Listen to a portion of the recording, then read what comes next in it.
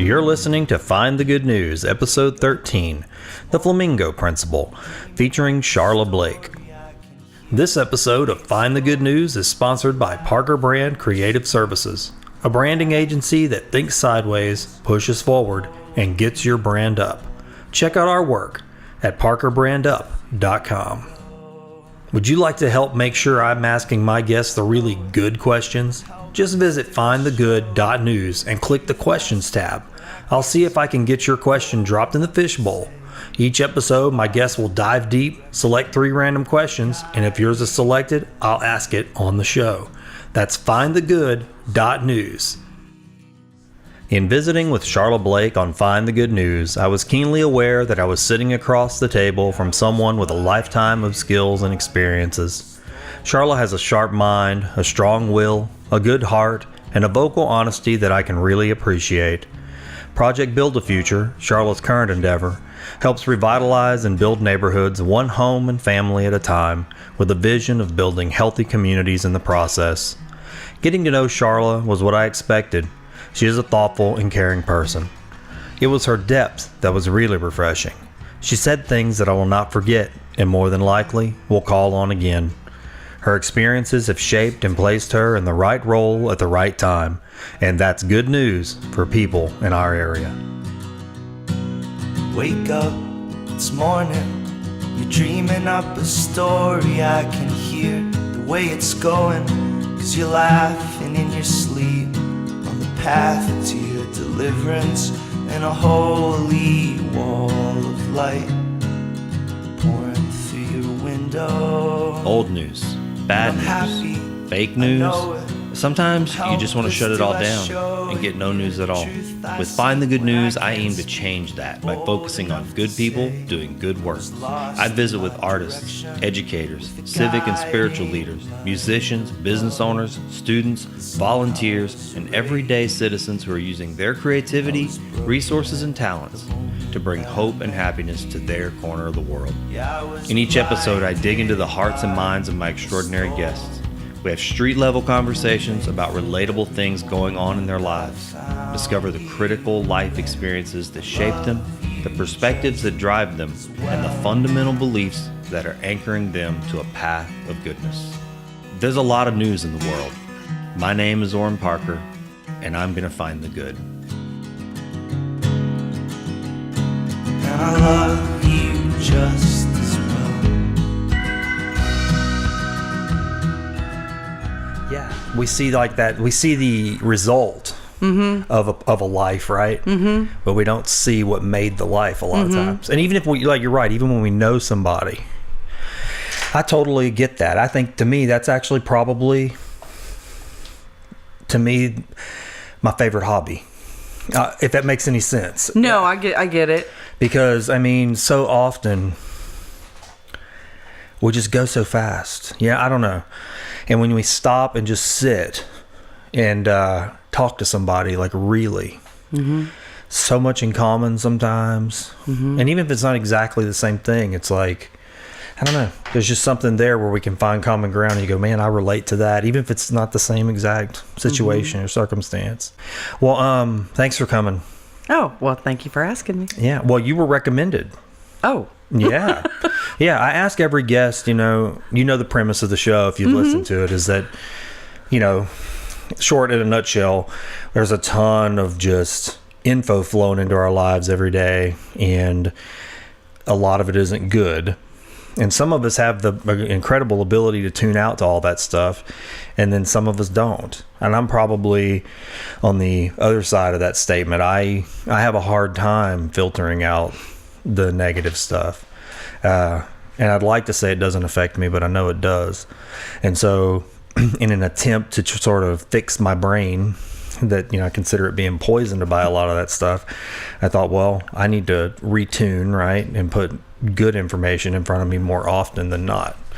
And Sort of like a Facebook algorithm. Yeah, exactly. What I like about this format, though, is that it slows that whole thing down. The only thing that's a little different, I like to write, so I tend to think about something, and then I have a thought I want to put out, and I'll write what I'd call like short essays on something. but I can always go back and manicure it and tailor it and read it again and say, oh, I had this thought, but now I have a deeper addition to that thought or whatever. And so this format I find to be a little rawer and a little more authentic because it's just, you're kind of sorting through it in the moment and new things tend to come out. I don't know.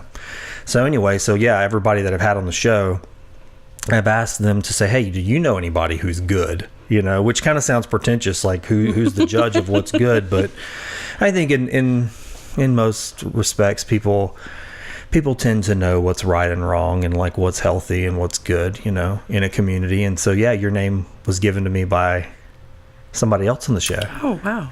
Yeah. So that tells you something, doesn't it? That's humbling, too. Yeah. I mean, have you ever heard that before? Somebody goes, Charla Blake, she's a good person. I would like to think people say that. I don't know that they do. They may say that after she's kind of a klutz. I don't know what she was thinking. Did she really make that face that loud?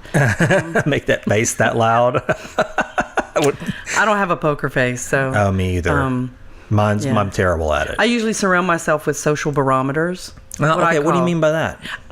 People who will sit next to me, kick me under the table, thump me on the leg because they're like, you need to tone that down. Yeah, that's good. Social barometers. Okay, so you got like governors. They're going. Yeah. Handlers.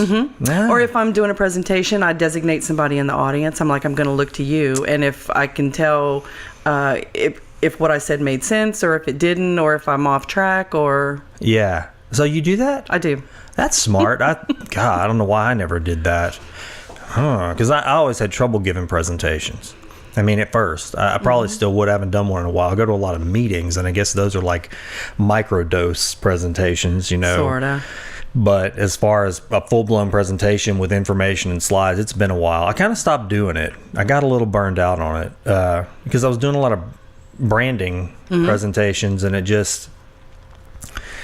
was fast and furious in social media in the early days, and and honestly, I would say even this show kind of comes out of a desire. I try to analyze stuff, like why am I doing a thing?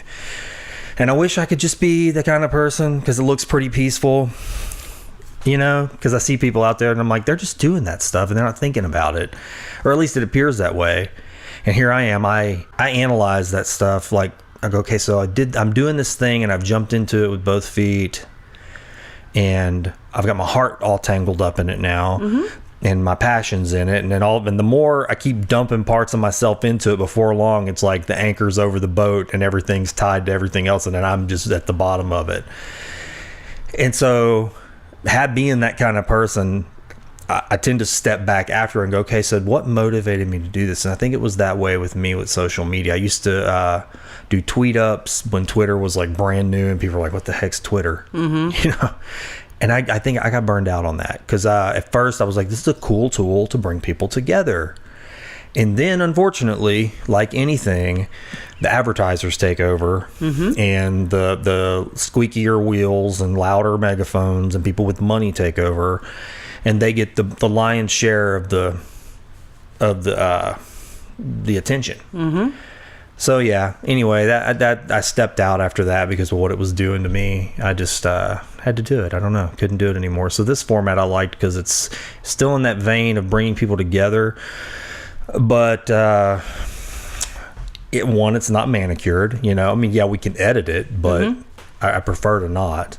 And then 2, it's slower. It's actually more like what I think is better, just actually sitting down with somebody and just truly trying to get to know them. Not just, okay, Charla Blake. I know Charla has a reputation, and I know Charla works here. Hey. A good reputation. Okay. Not a bad reputation. But just really cracking things open and kind of laying it out on the table and just see where that goes. So tell me what's going on with you, because the last time I really got to be around you, I guess more on the reg, was when you were with Arts and Humanities. I was at the Arts Council. Arts Council, yeah. Well, it's kind of interesting how everything comes full circle, and you think some things are disparate objects out there, but everybody really comes together for a common reason and a common goal. I have a background in architecture, and part of what I loved about architecture was the sociological aspect of that, how it touched people in different ways and what power it had.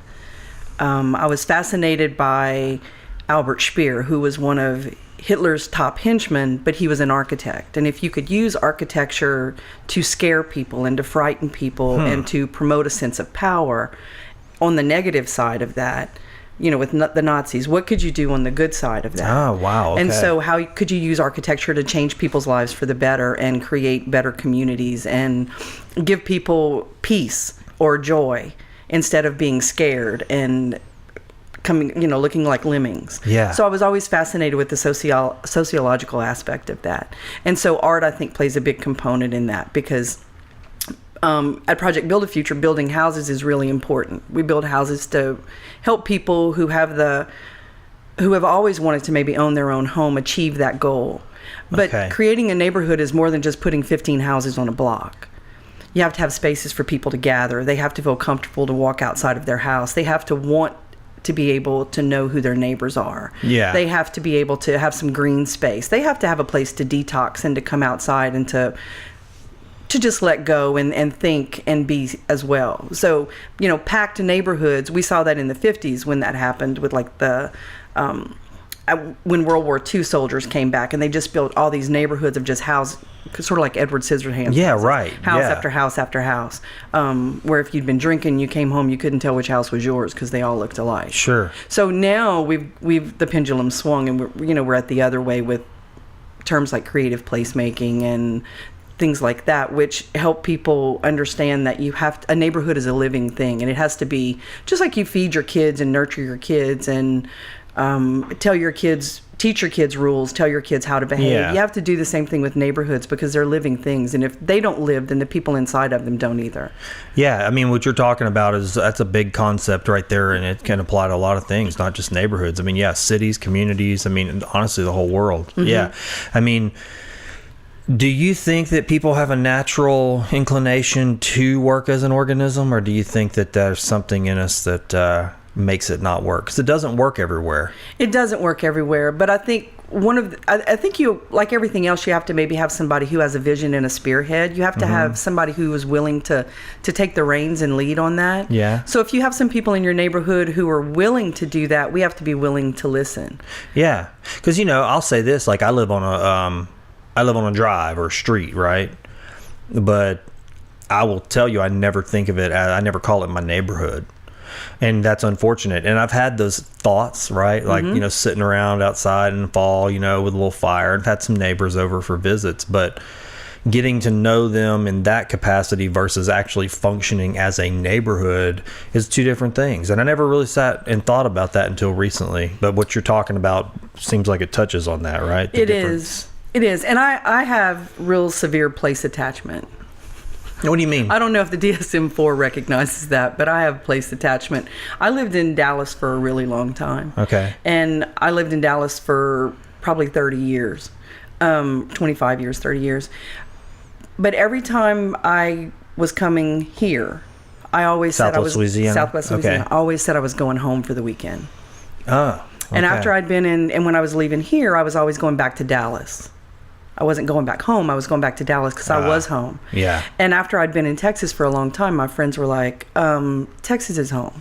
Yeah. No, Texas will never be my home. I'm a Southwest Louisiana girl. I'm from Cameron. That's where I'm from. That's where I've always been from. That's where I'll always be from inside. Is that where you live now? No, I live in Moss Bluff. Okay. But I live in Moss Bluff. And last night I went to a meeting in Cameron and I said I'm going home for a meeting. Going home, right, okay. Because that's where it is for me. Because I think that community, back when I was growing up, was one of those communities that you were raised by everybody. Right. Your mom would, if you went somewhere, somebody knew, they saw you. Everybody knew you everywhere. Everybody was allowed to tell you were misbehaving or you were doing well. So it really was a village. Yeah. And so I think that did a lot in shaping how I think about things and places. For people listening, because we've got people listening to this show now that are from all over the place. So Cameron is where? Is a really small town in the southwest corner of Louisiana. So it's right More across on the coast, right? Right on the Gulf Coast, right across the intercoastal canal from Texas. So you live in Moss Bluff. I mean, so just as a sense of place, I mean, how long would you say it takes you to get from Cameron, where you grew up, to your home in Moss Bluff? Probably a good 45 to 50 minutes. Okay. So from where you're living, you're 45 minutes from the coast, essentially. Mm-hmm. What's the difference between life in Cameron and life in Moss Bluff? I mean, it's not, I think I know, I don't live there, but just experiencing Cameron, it's not the same. It's not the same after Hurricane Rita. I mean, there's a lot they've tried to do to bring that community back. Mm-hmm. But, you know, when I was in high school, we used to drive up and down the street. You knew everybody's car by their headlights. Yeah. That was what you did on a Friday night, was you drug Main Street, and that's, you know, then you would all meet somewhere and everybody would get together and talk about something. Yeah. My first grade teacher lived across the street from us. My fourth grade teacher was my grandmother's best friend from the time she grew up as a little girl. My principal in high school was my mom's math teacher, was when she was in high school, and I was going to school with his kids. Yeah. So everybody knew everybody, and there was a collectiveness about that. Yeah. See, I think that's probably something, and I don't know, because I'm not a kid or a young person anymore, but I mean, I see that in my own teenagers, that's sort of gone for them. You know, when I was in high school, the closest thing I think I experienced to that would be DeQuincy, because it was smaller, and mm-hmm. you know, we worked there, and so yeah, that's what people did there. It was the driving, and you knew the headlights and things. But mm-hmm. it seems like that's sort of disappearing, like, you know, looping around town like that. I mean, a lot of kids are just connecting through their phones now, or their devices. Right. And I think we didn't have that. So you were forced to be around people, and you were forced to respond and react to people. And therefore, everybody knew what everybody's dreams were and aspirations were and what they were doing. Now, why do you think that is? What's the difference? I mean, I can say that too. I knew what my friends' dreams and aspirations were. What makes that happen? When you're, you know, is it just the intimacy? Like, I think it's the intimacy of sitting around and talking to people, sitting on the tailgate of a truck while you're hearing the beach tide roll in, and you're just sitting out there, you know, under the moon mm-hmm. and you're just talking. We didn't have cell phones to text each other, even though we were sitting right next to each other, or we weren't playing video games, or you had to really participate. If you did play a game, it was an active board game.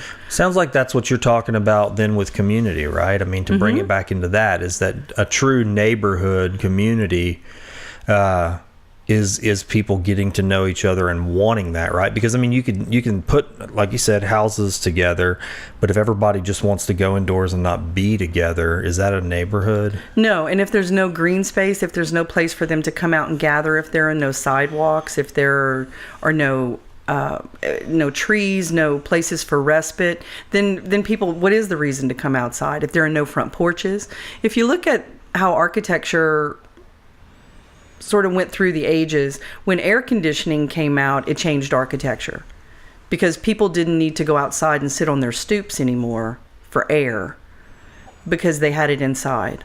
So porches got smaller, stoops got smaller. They weren't as active as they needed to be, and the streetscape changed. Mm-hmm. So, you know, chicken or egg, you know, did the air conditioner do that, or was architecture changed and so air conditioning came about? Yeah. Which way is it? But I think when you look at how that operates, that's one of the things that the pendulum swings. Yeah. And so we're now coming back to realize that most people don't know their neighbors. You're not sure of who lives around you. You live here, but you work somewhere else and you shop somewhere else, mm-hmm. and that used to be different. It used to all be in a very small zone. It's interesting, and I just thought of this because it wasn't too many years ago. I read a book called Compassion, and as it was basically a spiritual worldview using St. Francis as the model, which it was a little different than what I would say most people tend to think of when they do like study a book about St. Francis. But one of the things that I thought was interesting in that book is they talked about when things began to change for human beings, and I never considered this before, but you can see it play out right all the way up to today, and it gets into something you said, which was once reflective surfaces became more common, right? So before mirrors were invented, we really never encountered we never saw ourselves, all the time. I mean, if you saw yourself in a reflective surface, it was usually a pond or water, or moving water, or maybe a reflective, a basin or something. But to actually look at yourself and become absorbed with how you look was not as important as the reflection you received from interacting with somebody. So at that point as human beings, that was who we were. We knew ourselves through our engagement with the other. And so things begin to change when we become absorbed in our appearance. That's true. And so you can see that even now with technology, that it's just become this almost, there's the show Black Mirror, it's become like that for us, that we are so absorbed with what's going on with the self that engaging with the other no longer is a valued mirror. Right. And we have filters. So we can, not only can I see myself, but I can change how I see myself, because I can edit out my wrinkles. I can edit out my flaws. I can, do all this Photoshop things. I can image myself. So I'm not even really looking at me. Yeah. And so neighborhoods, I think, have to be like that. And that takes people being involved, and sometimes people don't know. When you haven't had something for a long time, then to just ask some people, well, what do you think makes a good neighborhood? They may not really know. Because if they've never grown up with one, or the neighborhood that they grew up with they thought was good because that's all they have to reflect on, then how do they know what they need to make that better? So I think sometimes you have to be able to show them the differences that things can make. And I think that's where I was always fascinated, too, by putting young people with older people. Uh-huh. Because I think we both learn a lot that way. Mm-hmm. The older people learn a lot about what's happening now and how things have changed from when they were at that young person's life. Right. But the young person then understands all the changes that have happened in a lifetime and what that does to their future, and how they really can think ahead and change and impact that. Yeah. I could see the value of that, because, if you have an older person in your family that's maybe not getting exposure to the younger generation on the reg, maybe it's just a visit every once in a while, which that happens in our family. Whenever they do encounter the young person, it's like, oh my gosh, I don't understand what they're talking about. Half of the conversation is really not even translatable, because you got to get from, point A to point Z before what they said makes sense. It's all this history to cover. Mm-hmm. But by doing that on the reg, day to day, that information, it's more natural. And that's how tribal communities used to be. Mm-hmm. I mean, and I think we do lose that for sure. And when I taught, I was very cautious of that, because again, that's why I would put like spotters in the audience. Yeah. Because when I first started teaching, I wasn't that much older than the people I was teaching. I taught at a college level. So I was maybe in my 30s and they were, or like, early 30s, and they were like maybe 20. By the time I finished, I was in my 40s, mid 40s, and they were still in their 20s. Yeah. So when I started, before that, I could tell a joke and I could say, well, it was like the typical Leave It to Beaver family. And they were like, oh yeah, I get it. And then, 15 years later, I'm like, I know the typical Leave It to Beaver family. And there's no emotion. Yeah. They're all except looking at each other going, what the heck's Leave It to Beaver? It's funny, Mickey Smith said the same thing when he was on the show. He was talking about how education doesn't change the way it should, because he said there's people that he saw that, he goes to evaluate, and they'll use things like, okay, that's going to be at your 12 o'clock and this is going to be at 3 o'clock, and they're showing for direction. And he told them, he's like, those kids, that doesn't mean anything to them. They're not looking at analog watches. I mean, they may know about it, but that reference is no longer, it doesn't immediately, make sense, mm-hmm. right? Mm-hmm. Yeah. So tell me what all you've done. I mean, I'd like to hear about your journey to where you're at today, because I mean, a lot of the things you've said, I'm making mental notes going, okay, she did this, she did this. I mean, we've all got stories like that, but so how do you get from there? Where did you start that gets you to where you're at today? Well, I started at USL with an undergraduate in pre-law, because I like to argue. So my dad said he thought that would probably be a good fit. I didn't like that as much, because I probably would have been an attorney who did pro bono work or always worked for the wrong side, because I always had a sense of social justice. I think I was always for the underdog. Yeah, I can relate to that. So I've drawn since the time I was a little kid. And I always drew trucks and buildings and highways and all sorts of things. So I went into architecture. Okay. When I graduated from USL with architecture. I stayed for a little while, and I worked with one of my favorite professors who was there, and he did exhibits at the Lafayette Natural History Museum. So I did exhibit design for a while with them, and I really thought I wanted to do that. And so I looked around the country to see where I could do that, and I was looking at going to graduate school. And so then I went to graduate school and got a degree, master's in architecture. And while I was there, I always, back and forth in college, also went towards interiors. So architecture interiors. And so when I was in Dallas getting my master's, I went to work at the Art Institute of Dallas in the interior design program. And so I taught there for 20 years. Oh, wow. I didn't know that. And then when I came back, I moved back in the summer of 2012. I moved back to Lake Charles. And I just took a couple of months off and to try to regroup. I'd been working for working and/or going to school for 20 or 30 years. And so then I fell in with a group of people here, and there was Erica McCready was at the Arts Council. What do you mean you fell in? It's kind of weird how you come back to a place and you know somebody who knows somebody, and they tell somebody about you, and then somebody calls you. And so all of a sudden I found myself in a group of people that I didn't even know. Okay. But they invited me into their group because they formed what they called a cultural economy team, and that was through a grant that the state gave. Okay. And we were looking at ways to make the Imperial Calcasieu area more cohesive. Okay. And so, because when you look at it, Cameron Parish is right on the coast, and then Beauregard Parish is in the woods. Right. What do those two have in common? But we're all in the same 5-parish region. Yeah. Okay. And we have services that work with the 5 it's a parishes. symbiosis, just like you said. I mean, that's a community too, right? Right. I mean, And so and if you look at Cameron Parish, it's the largest in land mass and the smallest in population. So parts of Cameron Parish go up almost around Lake Arthur. Yeah.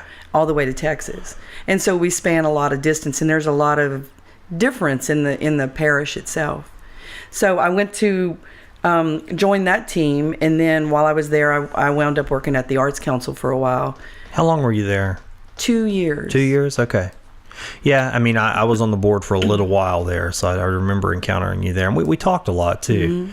Mm-hmm. Why did you move back in 2012? I was, I guess it was sort of a quasi-midlife crisis. I was turning 50. I'd been teaching for 20 years. It wasn't the same for me teaching when I first started as when I was finishing teaching. That not only, I guess, had I changed, the students had changed, the education system had changed. My dad had passed away in 2007, and I'm not married, and I don't have kids. And I thought, why am I in Texas by myself when all my family's here? And I have a very small family.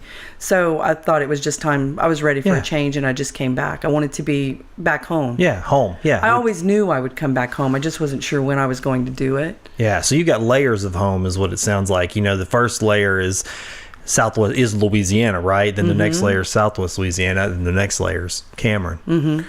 Home is you posted a word on Facebook the other day. Yes, it was a Welsh word. And I don't remember the word, and I'll have to post it on a link or something whenever we post this episode. But I went and looked it up and thought about it a lot, and so I can't remember the word, but the sentiment that the word is trying to capture, I've been thinking about that since you posted that, and I thought, boy, that's interesting when something just hits you. And it sounds like that's kind of what you're talking about.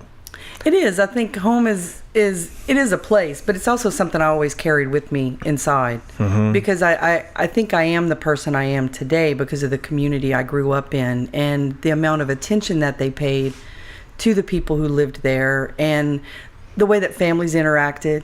Being a small community, you worked with people, or you were kin to people, or you knew them some other kind of way, but everybody had a connection. Yeah. And everybody knew everybody's family from years and years and years back. Yeah. So there was a collectiveness, I think, that I carried with me always. And so anytime, even in Dallas, which was a big city, I always migrated to an area that was a small neighborhood where everybody walked down the street. You knew people, I knew my neighbors, and it was like living in a small town. Yeah. I didn't like living in an apartment complex where I was one of 1,500 people. Yeah. I didn't want that. I lived on a street where I was one of 30 people. Yeah. You know, and I could sit out on my porch at night at midnight, and the guy next to me was sitting out on his porch still playing his guitar. Yeah. You know, it's interesting because I did not really expect that this was what we were going to end up talking about, because it makes me think, I mean, just that one word, and then now realizing how that's connected to what you do in just a whole nother layer. I guess I'm probably still seeking home. I mean, I have my house, and that's my home with my family, and there are so many memories there. And so if that were gone, that would generate that sense of place and home. But as far as a community goes, I'm being honest to say that I don't know that I've ever had that. And I'm happy, I know it.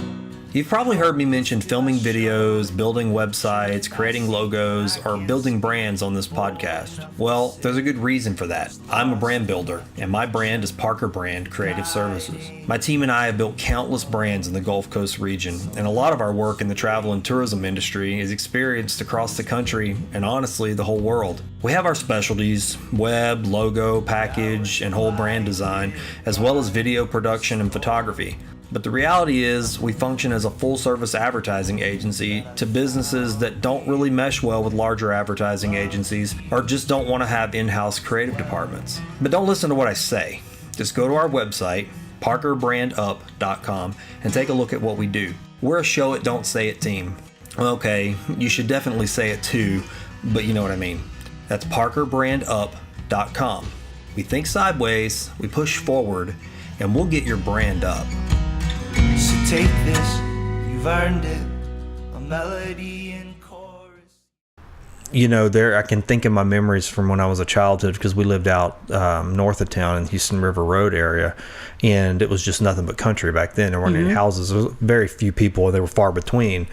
But the few people that were out there, all the kids, we all played together. And so the bulk of my life experiences as a child are all tied to that land, right? It's not just my house, but it's the land. It's the forest, the trails, the ponds, that sort of unseen network that's out there now. And, you know, now we don't live out there. New people live in those homes. And, you know, as time does, it just marches on, and new families and many of the old families are gone.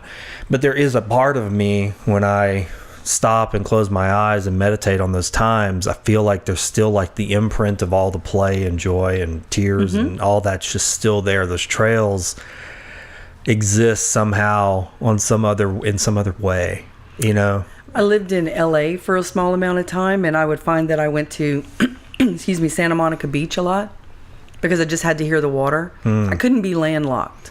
Yeah. There was no way. Growing up on the coast like I did, where the Gulf was a mile in front of our house, you could hear it. We were on the water all the time.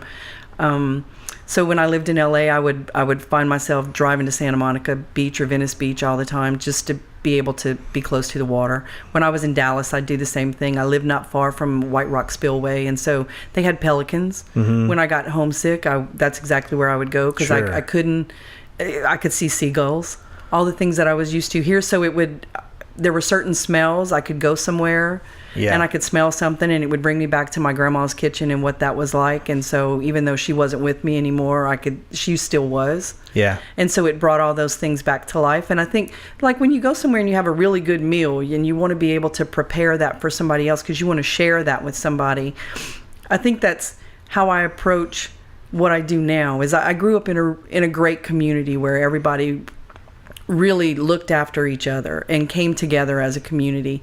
And for people who don't have that, I want to be able to give them the opportunity to have that, to know what that feels like, because that's an amazing feeling. Yeah. I mean, I'm not a big fan of moving. I mean, I've had, I don't know what the right way to say it would be. I've just had things happen in my life where I've had to move, and it hasn't happened in a long time. And my wife and I were just talking about this the other day. She said, "You really have an aversion to moving," or something like that. And I said, "Yeah." And I meditated again on why do I? And I think it's because for many, many years, moving was a part of life. It was like, okay, we'd live somewhere for a year and a half or 2 years, and then we move. And then, I wanted just stability, one space, one spot. I really didn't care where it was almost. I just wanted to know that there was a space and a place.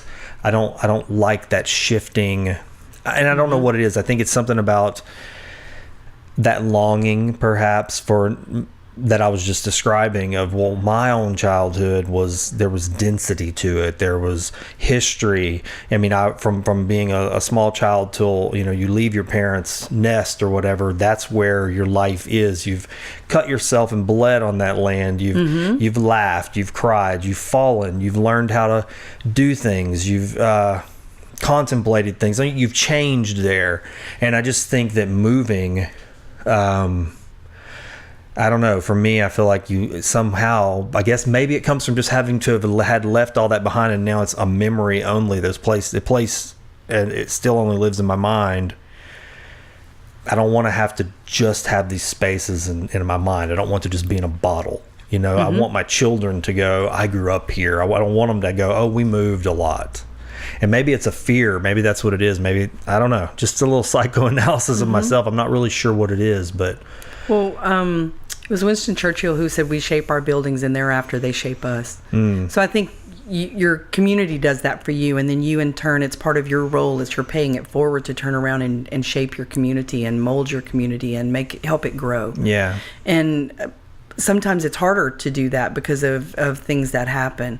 But I think being able to go back and remember, and there's a phrase that some people use in architecture too, such as, and I think people do it because we romanticize things. Your memory is very romantic. Sure.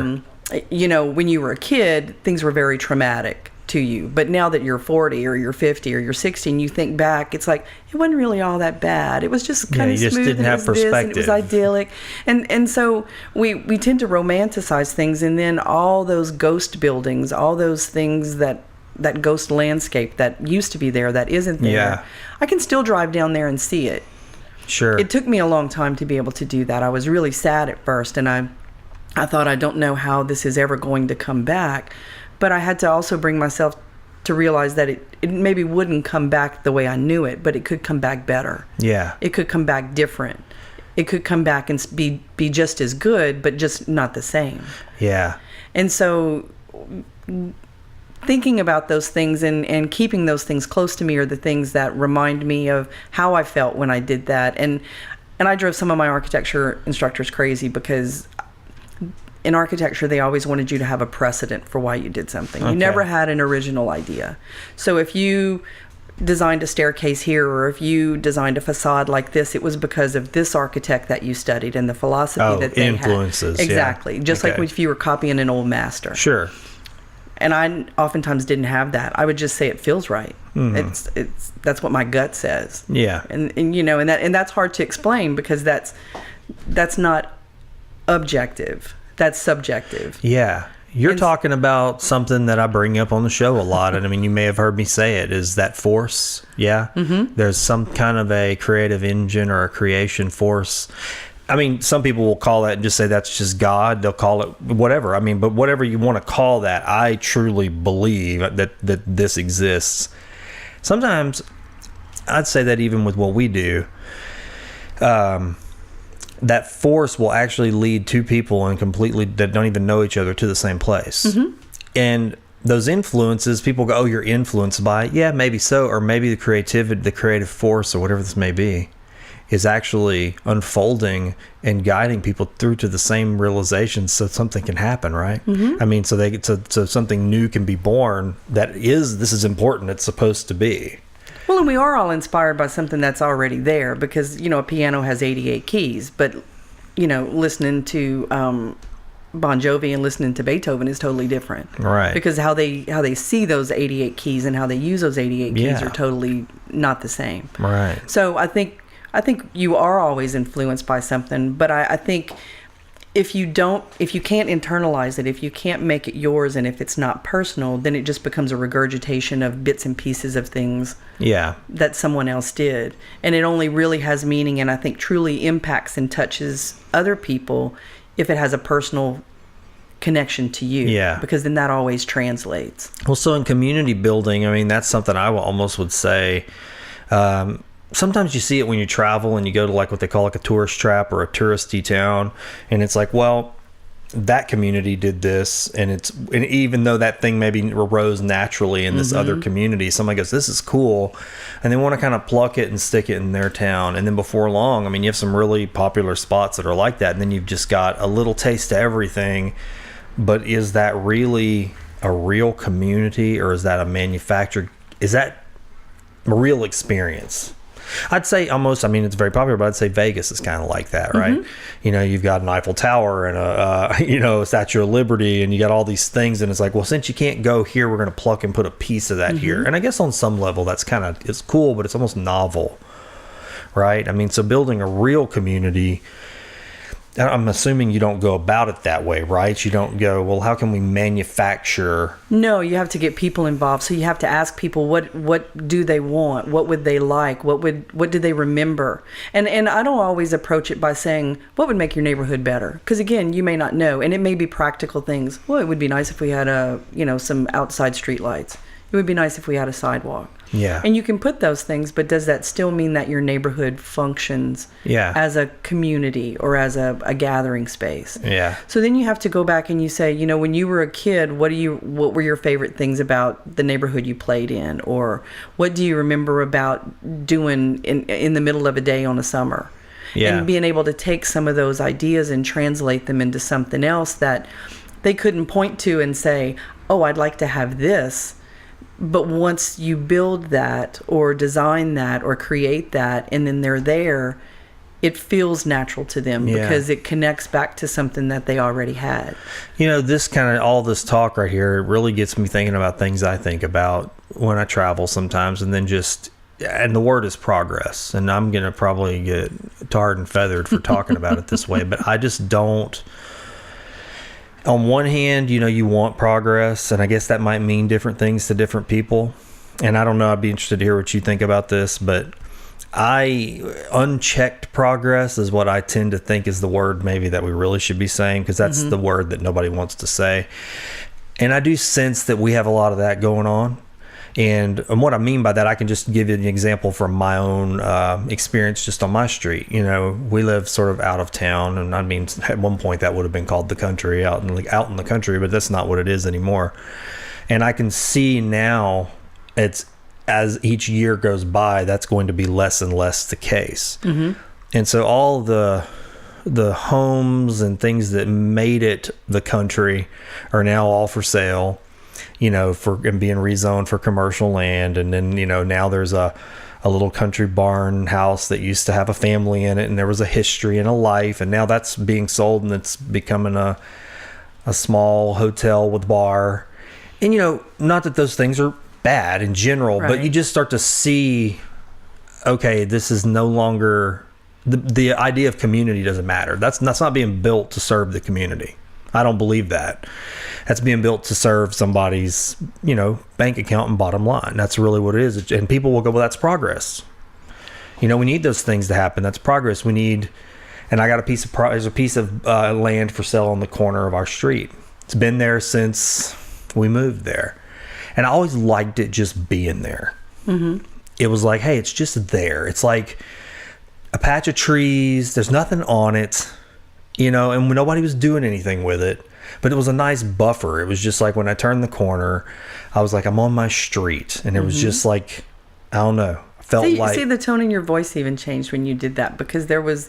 It was like you hit a point, and it allowed wading you to breathe. Yeah. And it allowed you... Your new home was coming up. There was a buffer zone there. But that's going away. Now it's commercial land, and I'm just... at some point, any day... Don't know when that's going to be. All those trees are going to be gone. And I don't know what's going to be there, but I'll bet your bottom dollar that it's going to be a gas station and a tobacco outlet, which again, I'm not trying to demonize those things. And I guess I shouldn't try to be cautious. I just think, is that progress? Because there's people who go, hey, progress. And we just throw our hands up and go, that's progress, man. And that's the way it goes, And then one day our road will be like Nelson Road. And people go, well, it's nice. You got a Chick-fil-A over here and there's some Burger Kings down here. And we got... But yet I see that. I go, what would have been better, and it wouldn't have made anybody any money, is if that would have just been left there, or maybe turned it into a green space for people, right. Anything like that, because that's going to create community over the commercialized land sale. A ball field for all the kids in the neighborhood. Just something. Play. A space, again, for people just to walk their dogs and sit and hang out and be able to just meet somebody else. I think that was, when I taught at the Art Institute, I used to take a group of students to New York every year. And even though New York is a huge city, I didn't really feel like I was one of millions of people there, because there are pocket parks and every neighborhood has its own identity. And you felt like you were in a small community, and you saw the same people. Even in the hotel that we stayed in, we typically stayed in the same spot because it was easy. It was central to where we were going. And after several years of doing it, I knew the guy at the convenience store. And when my friend Christy and I would walk in, he would go, "Oh, Texas, you came back." He saw me once a year for a week. Yeah. But he remembered me. Yeah. The people in the restaurant across would say, "Oh, it's that time. How many students did you bring this year?" They would ask questions because they knew all the people in their several block radius. So even though that was a huge city, there was a sense of community in those areas. Mm-hmm. And they all had identity.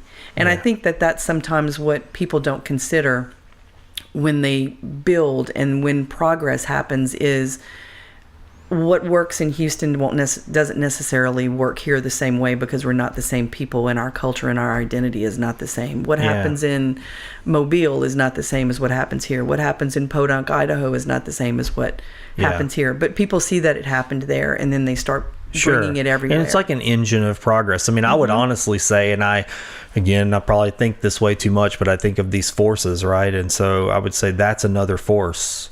That force of industry and progress, and I don't know what you'd call it, maybe just the economics of things. That's a force that just kind of, it wants to steamroll in, and have its way. And it's not the same as a creative force, which a creative force to me is a lot of times softer and wants to unfold and grow vines, and it wants to plant things and then give organic. It some time, right? And then you're going to see the flowers bloom, and you get to see the real progress, stable progress that has a real foundation versus another concrete slab and a metal building that's selling one thing today, but it's going to be tore down because in 10 years there'll be a strip mall there. It's like. And I think when you empower your community to know that they have a voice that can make a difference and can change that, then you start that discussion. Because there may be nothing wrong with what's happening in Podunk, Idaho, and maybe parts of it can come here, and maybe it can be malleable enough that it can change to we have our identity, it molds and becomes what we want it and need it to become, but it's something that came from somewhere else and it just adapted here and becomes a little more organic, but it doesn't always. And I think sometimes people don't think that they have the power to be able to say that. But I mean, as a citizen, you should be saying what you want in your neighborhood, how you want your neighborhood to work. You should be going to meetings and you should be familiarizing yourself, because if not, then it's kind of like yesterday and not voting. If you didn't vote, then you really can't say anything about what's going on because you didn't put anything in. Sure. You have to have some skin in the game. And I think if you're not going to stand up for your community and try to make your community better and think what would make my community better, what is great about me, then you can't really complain when your community takes a direction that you're not happy with. Yeah, I'll give you, this is something that I don't know how this relates to what you're saying, but I feel like we're kind of talking about time, right? And how, I don't know, we're talking about a lot of things, but I'm going to tell you a story. And I've told this to a few of my friends, and it's something that happened when I was probably 21 years old. And I was a different person, just as anybody would be. As anybody. But I was on the front end of I was pretty idealistic. I had a lot more hope, honestly. That's probably true. I mean, I was more hopeful. And so I really had this belief, like deep seated, that if you put yourself out there and you do a positive thing and you show people that you will do it, you'll suffer and do the thing, other people will too. And so one example of that was that I was a big believer in trying to live green and recycle. And so I lived in a little neighborhood here in Maplewood, and it was a rent house. I was just starting out with a family, but a few streets over was where Pete Menina Road is, right over here. But back then it was sort of no man's land. You kind of went over the overpass and it was just, nothing back there. It was nobody driving back there. But I would go for these walks in the mornings, and I went for a walk over the overpass one day, and I got over the overpass and there was just litter and trash. It was like people just dump things back there. And so I had this thought when I got home. It just stuck with me. I was sitting on my porch swing and I thought, well, it's easy to sit on my street, which is comfortable and clean and looks nice, pretty flowers, everybody's yards are cut. But literally, a minute and a half over is this dump site. And I can just pretend like I don't see that and go home and live my life, or I can go over there and clean it up. So every morning I would go over there with my little Pontiac Bonneville, the big trunk, and I would dig up all the glass bottles I could find, because Sulphur had a recycling program. And so I would bring those glass bottles home, and because the rules said, you got to clean them out. And so I thought, well, I'll do this and I'll just get at least all the glass out of the ground on this, and just maybe someone will see what I'm doing and maybe inspire somebody else to come help. It was just sort of like a, hey, I'm going to try to do something good. So after doing this for a while, I have all this glass, and it was recycling day, and all I had was the one little bin that they give you. But I said, put all your stuff out by the road. And I was so proud because I thought, I live in a community that cares. We got a recycling program. Life is going to be good. I'm going to be able to live a good life. I'm a young person, had all these ideas about how life was going to be. So I'm sitting out there and I got all this glass, and Charla, I kid you not, the whole front curb of my yard was covered in every kind of glass bottle, every shape and size. I had cleaned them all out, all the old mud. And I was sitting there proud. I'm not kidding you, on my porch swing, and I hear the truck comes around the corner, gets up to my house, and I thought it was weird because everybody had their recycling bins out, but nobody had anything in them. And the guy gets out of the truck, he walks up to my recycling bin, he waves with a big smile, and he throws the recycling bin in the back of the truck, and he drives off. And so I look at him, I go, hey, what's going on? He goes, Sulphur canceled that recycling program. So we're picking up the bins. And so I'm sitting there in my front yard looking at all these glass bottles that for days and weeks I have been collecting and cleaning, preparing to do good. And I watched that truck drive off, and I went, I don't know what to do with all this glass now. Nobody was taking glass bottles. And so I had to go throw them all in my trash cans over a period of weeks, mind you. And I changed that day. I remember it so well, because something just was so disappointed in me that something shifted. I went, I gotta get a dose of reality here. And I wonder, only reason I say that story because it has to do with neighborhood and place and people taking the effort to put in. I wonder how many people have some version of that experience when they try to do things and they just stop. And they go, I'm just going to go ahead and, which I wouldn't say I stopped. Obviously we're sitting here having this show because I still have some part of me that.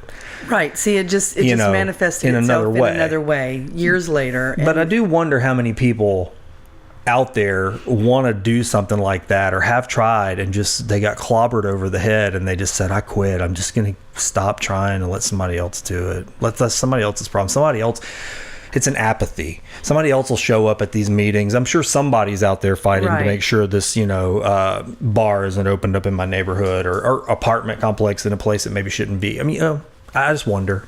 And I think, going back to what I said earlier, I was always for the underdog. I think the people who didn't know they had a voice, I was always for them to try to help them see you do have a voice. And I would much rather do something from a grassroots level. I say this quite often because my dad loved politics.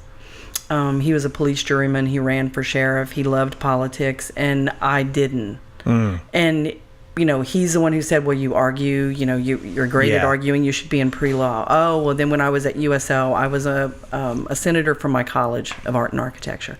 Because we were a lot alike. And so I think he always thought I would enjoy the same things he would enjoy. And so he always wanted me to like politics, and I never did. And he must really laugh now, because everything you do is tied to it. But I was always much more in tune with doing something from grassroots. It's like, okay, so if I have to do this every day for 10 years before anybody notices, that's okay. Because number one, I'm doing it because I need to do it for me. Yeah, right. And so it's one of the things that feeds me.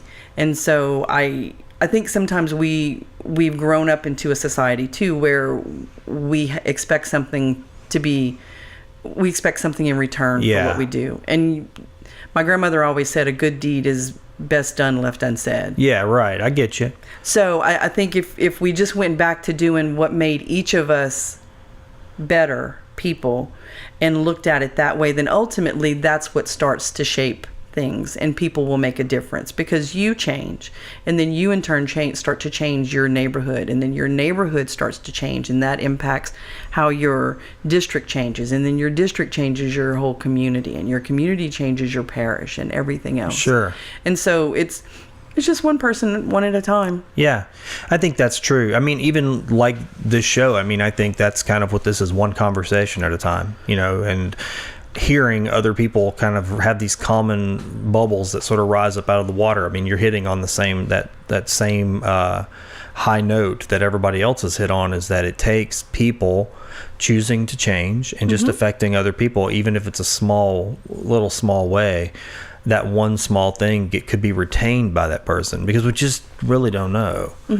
Or it gives somebody the hope that what they're thinking they can go forward with. Right. And so, being a champion for your community and for the things that you think are right, I think are just important, because we're all so inundated with so many things all the time.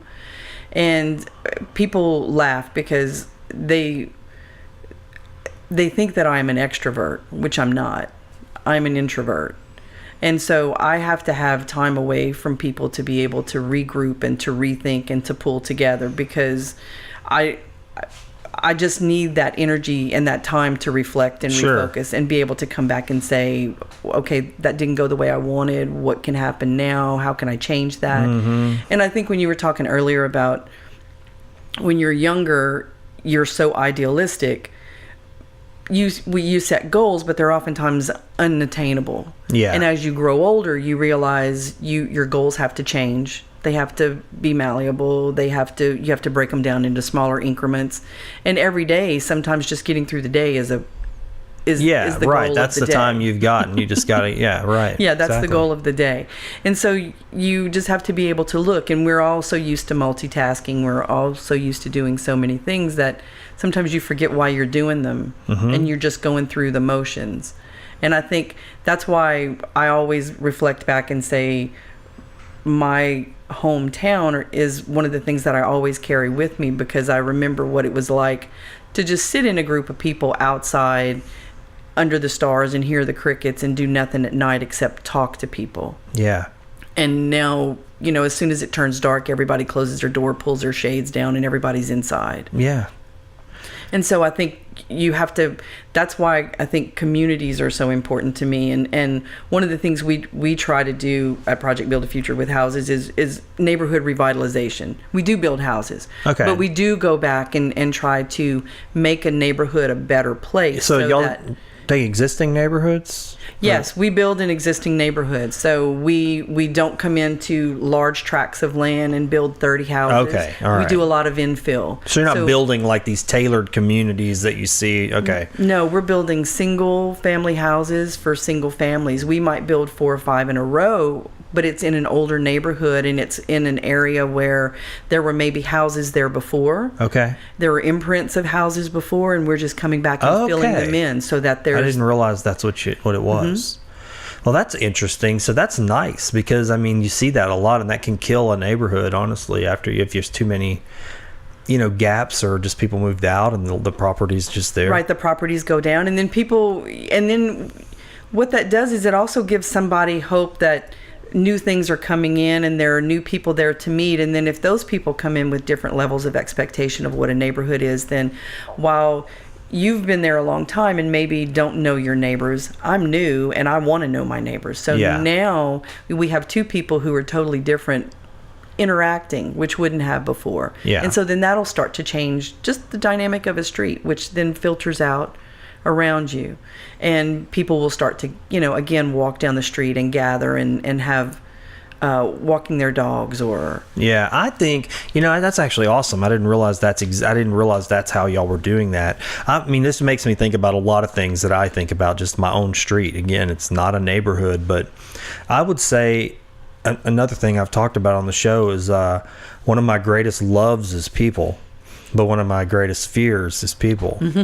And it's because as I'm listening to you, I'm going, yeah, that sounds awesome, man. And you start daydreaming about, getting to know your neighbors and like having cookouts and all the stuff that you just think about. And then my mind, unfortunately, goes into this part where I said, but then what about if politics come up and you're getting to know your neighbors? Or what about if they don't believe what I believe and then they judge us? Or what about, that's the part of the humanity that I go, that's the hard part, is how do I want to have real relationships with my neighbors. Mm-hmm.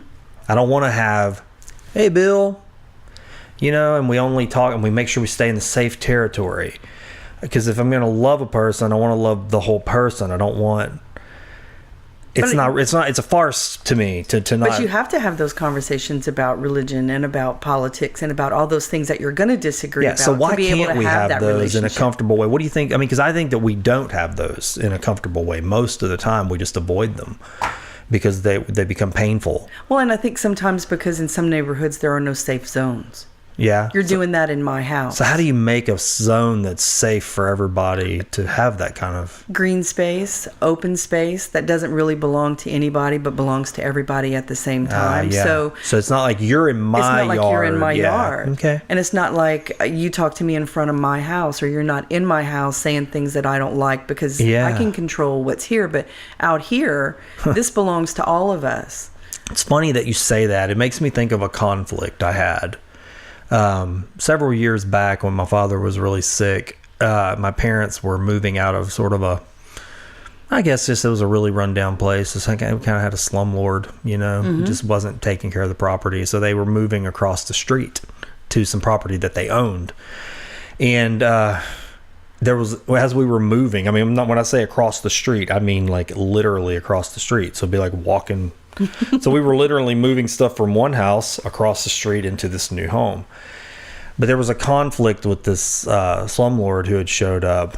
And I could see this, it was getting heated, right? But we were standing on his property, and I went over there to kind of diffuse it. And he was so angry and just saying the most hateful and bossy. He wanted to like fight, like actually fist fight. And I was like, oh my gosh. I mean, this has escalated to this point, this whole conflict. And I remember just consciously staying calm because it needed to be diffused. But the only way to change that conversation was I said, look, let's move to the middle of the street and have this conversation. And we did. And we walked away from his side. We walked into the middle of the street, which was between both properties. And that whole conversation changed. And we were able to work it all out. And he calmed down. And I remember, and as you say that, it makes me think how that slight geography shift to neutral land made all the difference in the world. And I guess I never really thought of parks and places like that they're green spaces, again, just because it gives people just a place to go and be that is, they have no personal tie to except what they're feeling that day.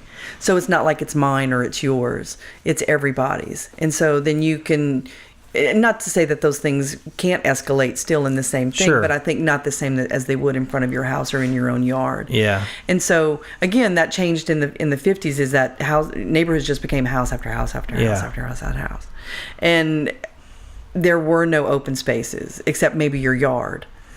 Because I grew up in a neighborhood that was built in the early 60s. And so, it was a typical subdivision in Cameron. There was one main street that went down the center, and then little feeder streets off to the side, and the highway at the beginning. So any Halloween, Easter, anything like that, we knew we could go to the highway and we had to turn around and go back. But we had that whole set of streets to be able, and we knew everybody who lived down there. Yeah. But we all had backyards, but there were fields. Yeah. So, see, it was different when I said, hey, come to my house and play. Or whenever you just saw somebody out in a field, then everybody showed up. Yeah, I can relate to that. Because if I was playing in my backyard, maybe you wouldn't necessarily come and play in my yard because I didn't ask you. But when it was a field that belonged to just whoever and they just let kids play, then that's where everybody went. Yeah. And everybody got along over there because there was a place that didn't belong to anybody and belonged to everybody at the same time. Yeah. It's interesting how that things can shift. I mean, I remember growing up, like I said, in Houston River Road, and we lived out there so long. A lot of the people lived out there and nobody knew was coming into the picture. You know what I mean? So everybody knew each other. I mean, if something happened out there, everybody kind of had to stick together. I remember one time there was a wildfire, and my dad, my mom, and some of the neighbors, they all fought the wildfire together because we didn't have a fire department out there. So it was just that way, and so you knew everybody. But then I do remember around junior high, a new family moved in, and there was conflict. There just was. I mean, we all kind of, if you saw your neighbor's dog in your yard, we went, oh, that's such and such's dog, and you just didn't think of it, and it went on. It wasn't a problem. But when the new neighbors moved in, it was like nobody's dog in our yard, and hey, you kids, don't be walking through the woods behind my house. It's making us nervous, or things that we had always done. Right. Then it was an outsider, and so it was different. It created, and honestly, I'll say it actually kind of broke things, because then. Thinking back, more conflicts seemed to arise from that one. It kind of created like a ripple effect, because you went, well, I mean, if they're complaining about it, maybe I should complain about it too. And then it was like fences started getting put up. It was interesting because I do remember one time I like to camp, and I went camping, and my parents' property and some of the neighbors' property was, I guess it was like a nebulous zone. It was woods. Mm-hmm. So as a kid, I didn't know if I was on 10 feet on my side or 10 feet on their side. And I had went camping one time, and I think I camped on the neighbor's side, and it caused this big ruckus. And as a kid, you're like going, I didn't know. And honestly, I didn't know till later that's why all the fences were put up, and it was like this conflict. Just this weird how neighborhoods can change with just people shifting in. It's like the cicada sound that kind of makes a circle. Sometimes it just... You roll the dice and you get, because they are living, breathing organisms too. Yeah. And I think if and some of that may have been able to have been averted if people had a coming together. Yeah, right. And a speaking together, because things do change. I mean, people may live around us now, and they may move, and new people may come in, and I may not even notice. Sure. But when I was growing up, if somebody new came into the neighborhood, it was kind of typical Leave It to Beaver. Everybody went to their house with some food and introduced themselves or did something. Yeah. Southwest Louisiana, you have to eat. It's in everything. But you saw them multiple places because it was a small community. Yeah. And here, if my neighbors don't work, if there are no workplaces around where we live, then I may never really see them because my schedule is different from theirs. Sure. And so it's just different. And where I live now, I live along a road. Mm-hmm. So it's not really a neighborhood. It's just houses who feed off of driveways, feed off of a road. And so it's hard to have a neighborhood because the kids can't ride their bikes because it's on a street. Yeah. And back then it was easy to do those things. Right. It's kind of interesting. I mean, I think about that too growing up. I mean, I guess even though we lived out in the country and everybody was far apart, I almost had more of a neighborhood feel to it because all the kids would really spend time with each other. But the parents never did. My mom and dad didn't walk down the street with me to ride my bike to my friend's house. I just rode my bike to my friend's house. So the interaction, they knew of the parents, but they weren't hanging out with the parents. Something's changed now because I won't let my son ride his bike down the street without me going with, right? And therefore I have to engage with the parents if they're going to play. It's just different. Something has changed. And see, I'm of the generation where one mom came outside and said, it's getting dark, everybody needs to go home. Yeah. And you just knew that. Yeah, and the kids all kind of went home on their own. They went home their on their parents own. didn't come like greet them and bring them back to the right. Yeah, right. And all it took too. was one mom. You know, Yeah. when somebody flipped their porch light on, you knew that it was getting Time to dark, go. and that was what you were told. You had to be home before dark, and so then Yeah. everybody would hightail it. But see, that doesn't exist for a lot of kids now, and parents either. So it creates a weird. You have to be friends with people maybe that you wouldn't naturally. Right. You know, then you're hanging out with people that you're going, well, maybe we won't really even, maybe we shouldn't be hanging out together, but our kids get along for some reason, and we have to be together. And I think sometimes as adults and leaders, we don't place enough emphasis on what kids do and kids want and kids know. Yeah. Kids really know their neighborhood because they're going places where you would never go as an adult. You will drive out of your driveway, down the street, around the block, up the backside to somebody's house who lives behind you. And kids will cut through the woods in the neighborhood. Yeah, well, that's how it was when I was a kid, right? And so they know paths and trails that you don't. And they see things in a different way. They connect in a different way. Yeah. But oftentimes, I think when people plan cities and plan neighborhoods and plan areas, they talk to adults. Mm-hmm. And they negate children almost. Do y'all include children in y'all's planning? I mean, is that... We do. I mean, you know, we speak to a lot of parents and their kids when they come in. We try to find out what it is that they do, what they like, who do they know in their neighborhood? Yeah. What are they doing at school? What are their favorite things? Because all those things again can turn around and translate. And that's who you really should be building for. You shouldn't be building for me at 56 years old. Gotcha. Next generation stuff. You should be building for me at 10 years old because you want me to live there and raise my family there, and you want that neighborhood to grow and continue. Yeah. If you build for me at 56, 20 years from now, you have a dead neighborhood. Gotcha. Because we're all gone. Yeah. And there's nobody coming up behind us to do that. So you have to build for kids. There's a lot of people in the community that are thinking that way, I think, in Southwest Louisiana. It makes me think of several projects we've worked on that are, that would eventually bear fruit 20 years from now. Right. And that's a hard thing to do. It is. Because we are a society of, I punch this button and I want a result right now. I need to see it now. I need to see it. Yeah. I don't want to plant a seedling and see a tree grow in 20 years. I'm just going to spend the extra money, buy a full-grown tree. Right. And then I can enjoy it tomorrow. Right. But we do have to go back and look at that. And I think, again, going back to when I was a kid in Cameron, those are the things that I remember. And even before I got this position, even when I was just a teacher, I always had my students reflect on what they did when they were growing up, what they liked about that and didn't like about that, and how could they change that, or what could they do as a designer that would have made that different. Yeah. To go back, because I think you have to use your own experiences, or again, it's just disparate things put together and there's no connectivity to people. So Project Build the Future, who does that serve specifically, and then how does someone that target get involved with it? I mean, in that programming, who's it for? We build in the North Lake Charles area. So we build in an older part of town that has a lot of adjudicated property. There are a lot of families who have moved out, and there's a lot of economic development that could be done in that area. So we come into and try to do neighborhood revitalization, as I mentioned. One of the things I look for whenever we purchase property is I want to know within a 1 mile and a 5 mile radius how many grocery stores, how many bus stops, how many of these things. Because if they're there, that's good. Yeah. And if they're not there, then I want to backdoor those things and say, I have 5 lots here and we need these things because this is what's going to help make this neighborhood, this street, this section, better for the people who are here.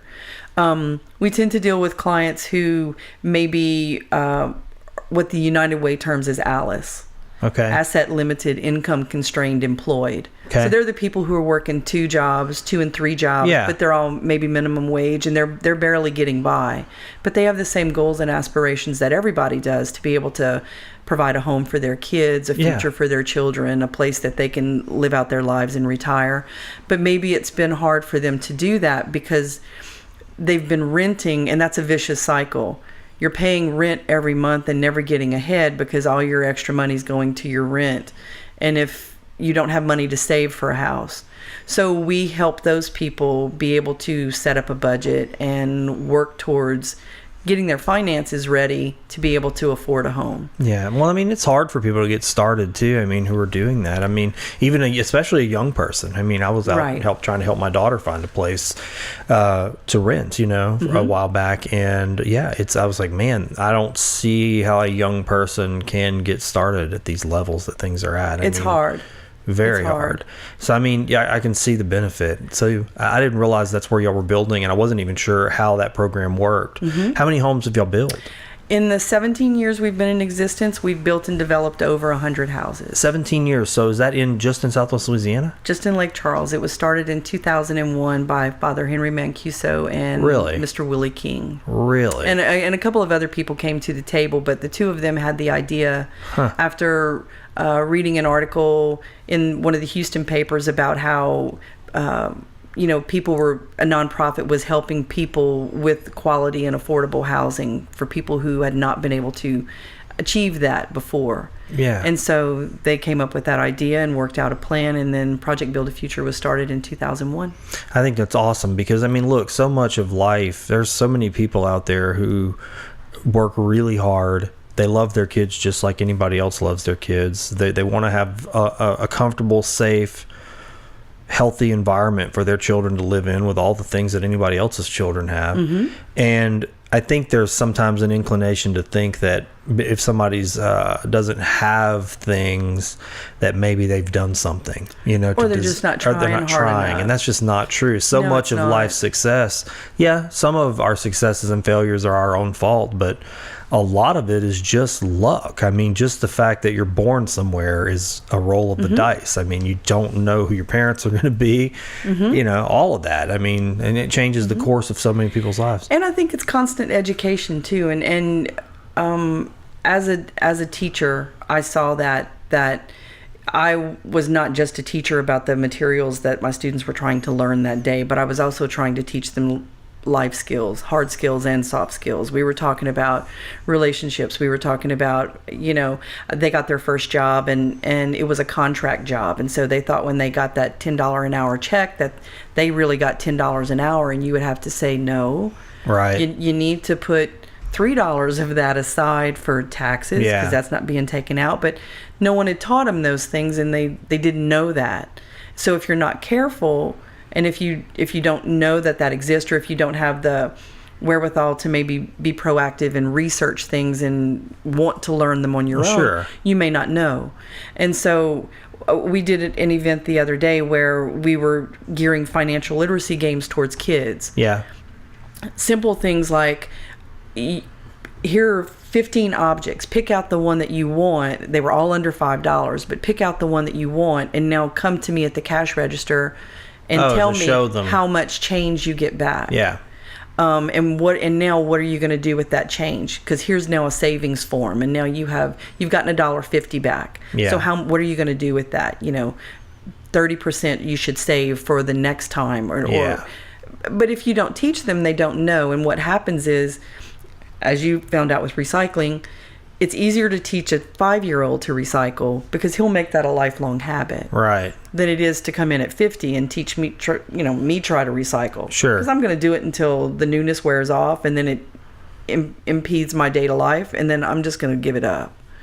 So if you can teach a kid to budget and be financially responsible and understand how those things go, and to set a series of goals to be able to reach that, then it's easier for them to maintain that because they have a clear path, instead of at 30 trying to correct some things with your credit or with bad employment, with not knowing how much things cost or where you wanted to be at 30. You had no idea what you wanted to be at 30. And trying to figure it out then. So we look at that continuum. And so we really focus on kids, I think, a lot. And we're looking at doing more when it comes to kids to be able to set up a system of lifelong learning. So, okay, so I didn't realize that either. So what all do y'all do? I mean, that sounds like a whole nother arm of what Project Build a Future does. When you enter our program, you meet a homebuyer counselor. And so that's someone who meets with you monthly, and they talk about helping you reduce your debt if you have any, raising your credit score, helping you establish credit, fixing your credit, but getting everything on the right track, and then teaching you skills to be able to maintain a budget, to be able to save money, because that's hard too. Saving money is not just getting your tax refund and throwing it in the bank and go, woohoo, I saved some money. Right. It's a habit, and you have to get in the habit of doing it. So $50 a month versus a one-time check of $500. Yeah, right. You're actually... So getting you in the habit of anything that else would make your life better. Eating right, sleeping better, all those things. Yeah. So we take you through that and then get you ready to be able to purchase a home, which you go to the bank and take out a mortgage for. So you are responsible for that. You've put skin in the game. You've gone through 18 months, 2 years, however long it may take you, of budgeting and not doing with something because you're saving for something else.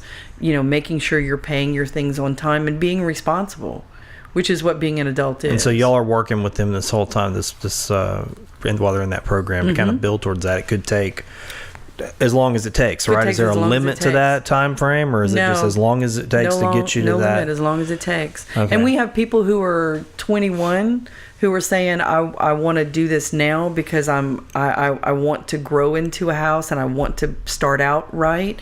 And people who are empty nesters who are in their 70s who are saying, we've never owned our own home and we now have the opportunity to do that. Gotcha. And we want to do that because this is something we can also leave to our kids. Yeah. And everybody in between, single moms, single dads, families with, one kid, no kids, multiple kids.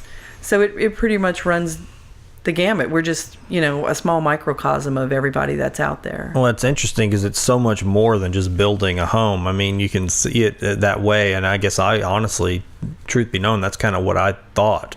But hearing this, I didn't realize. So it's like you're walking with these people into this. It's not just, hey, we built a house and hope everything works out. No, and we in turn, I think, build a community. Yeah, I've only been there 2 years, but there are people who bought their home 10 years ago that I've been at events, and that homeowner would come by and everybody in the office knew them, knew their kids, knew where they were going. So they have not severed those ties at all. Yeah. They still come by the office. They still know who we are, and they are part of a Project Build a Future family. So they're part of our family, and they've put roots in the community, and they're part of a community now.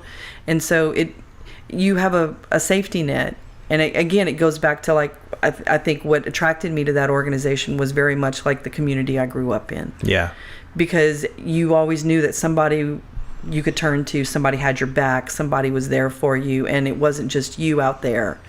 If you needed help, somebody, they maybe couldn't do it for you, but they could tell you who could help you, or they could help show you the way. I mean, that's something I think we all need in different layers of our lives, is somebody that we know that is there to help. There's a lot of people that I meet who they don't have anybody.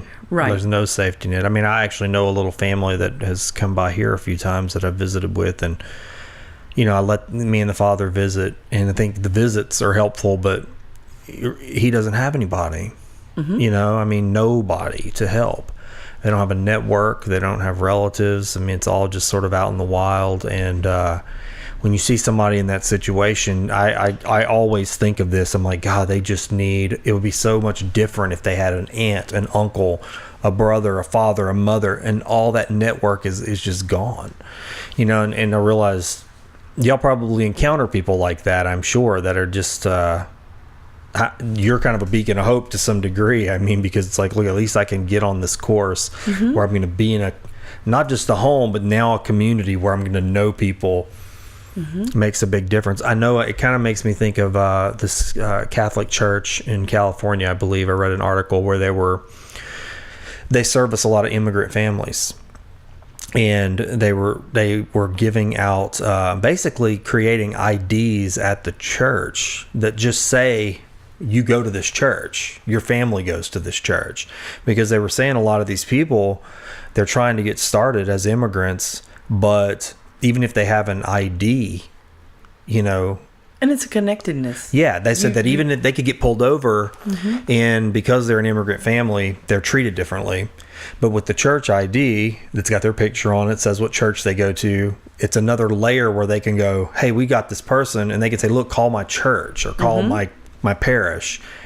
And then they can say, yeah, we know them. They're part of our community. They have lunch with us. We know these people. It's beyond. And I liked that because it made me think, so often we can reduce people down to their certification, their pedigree.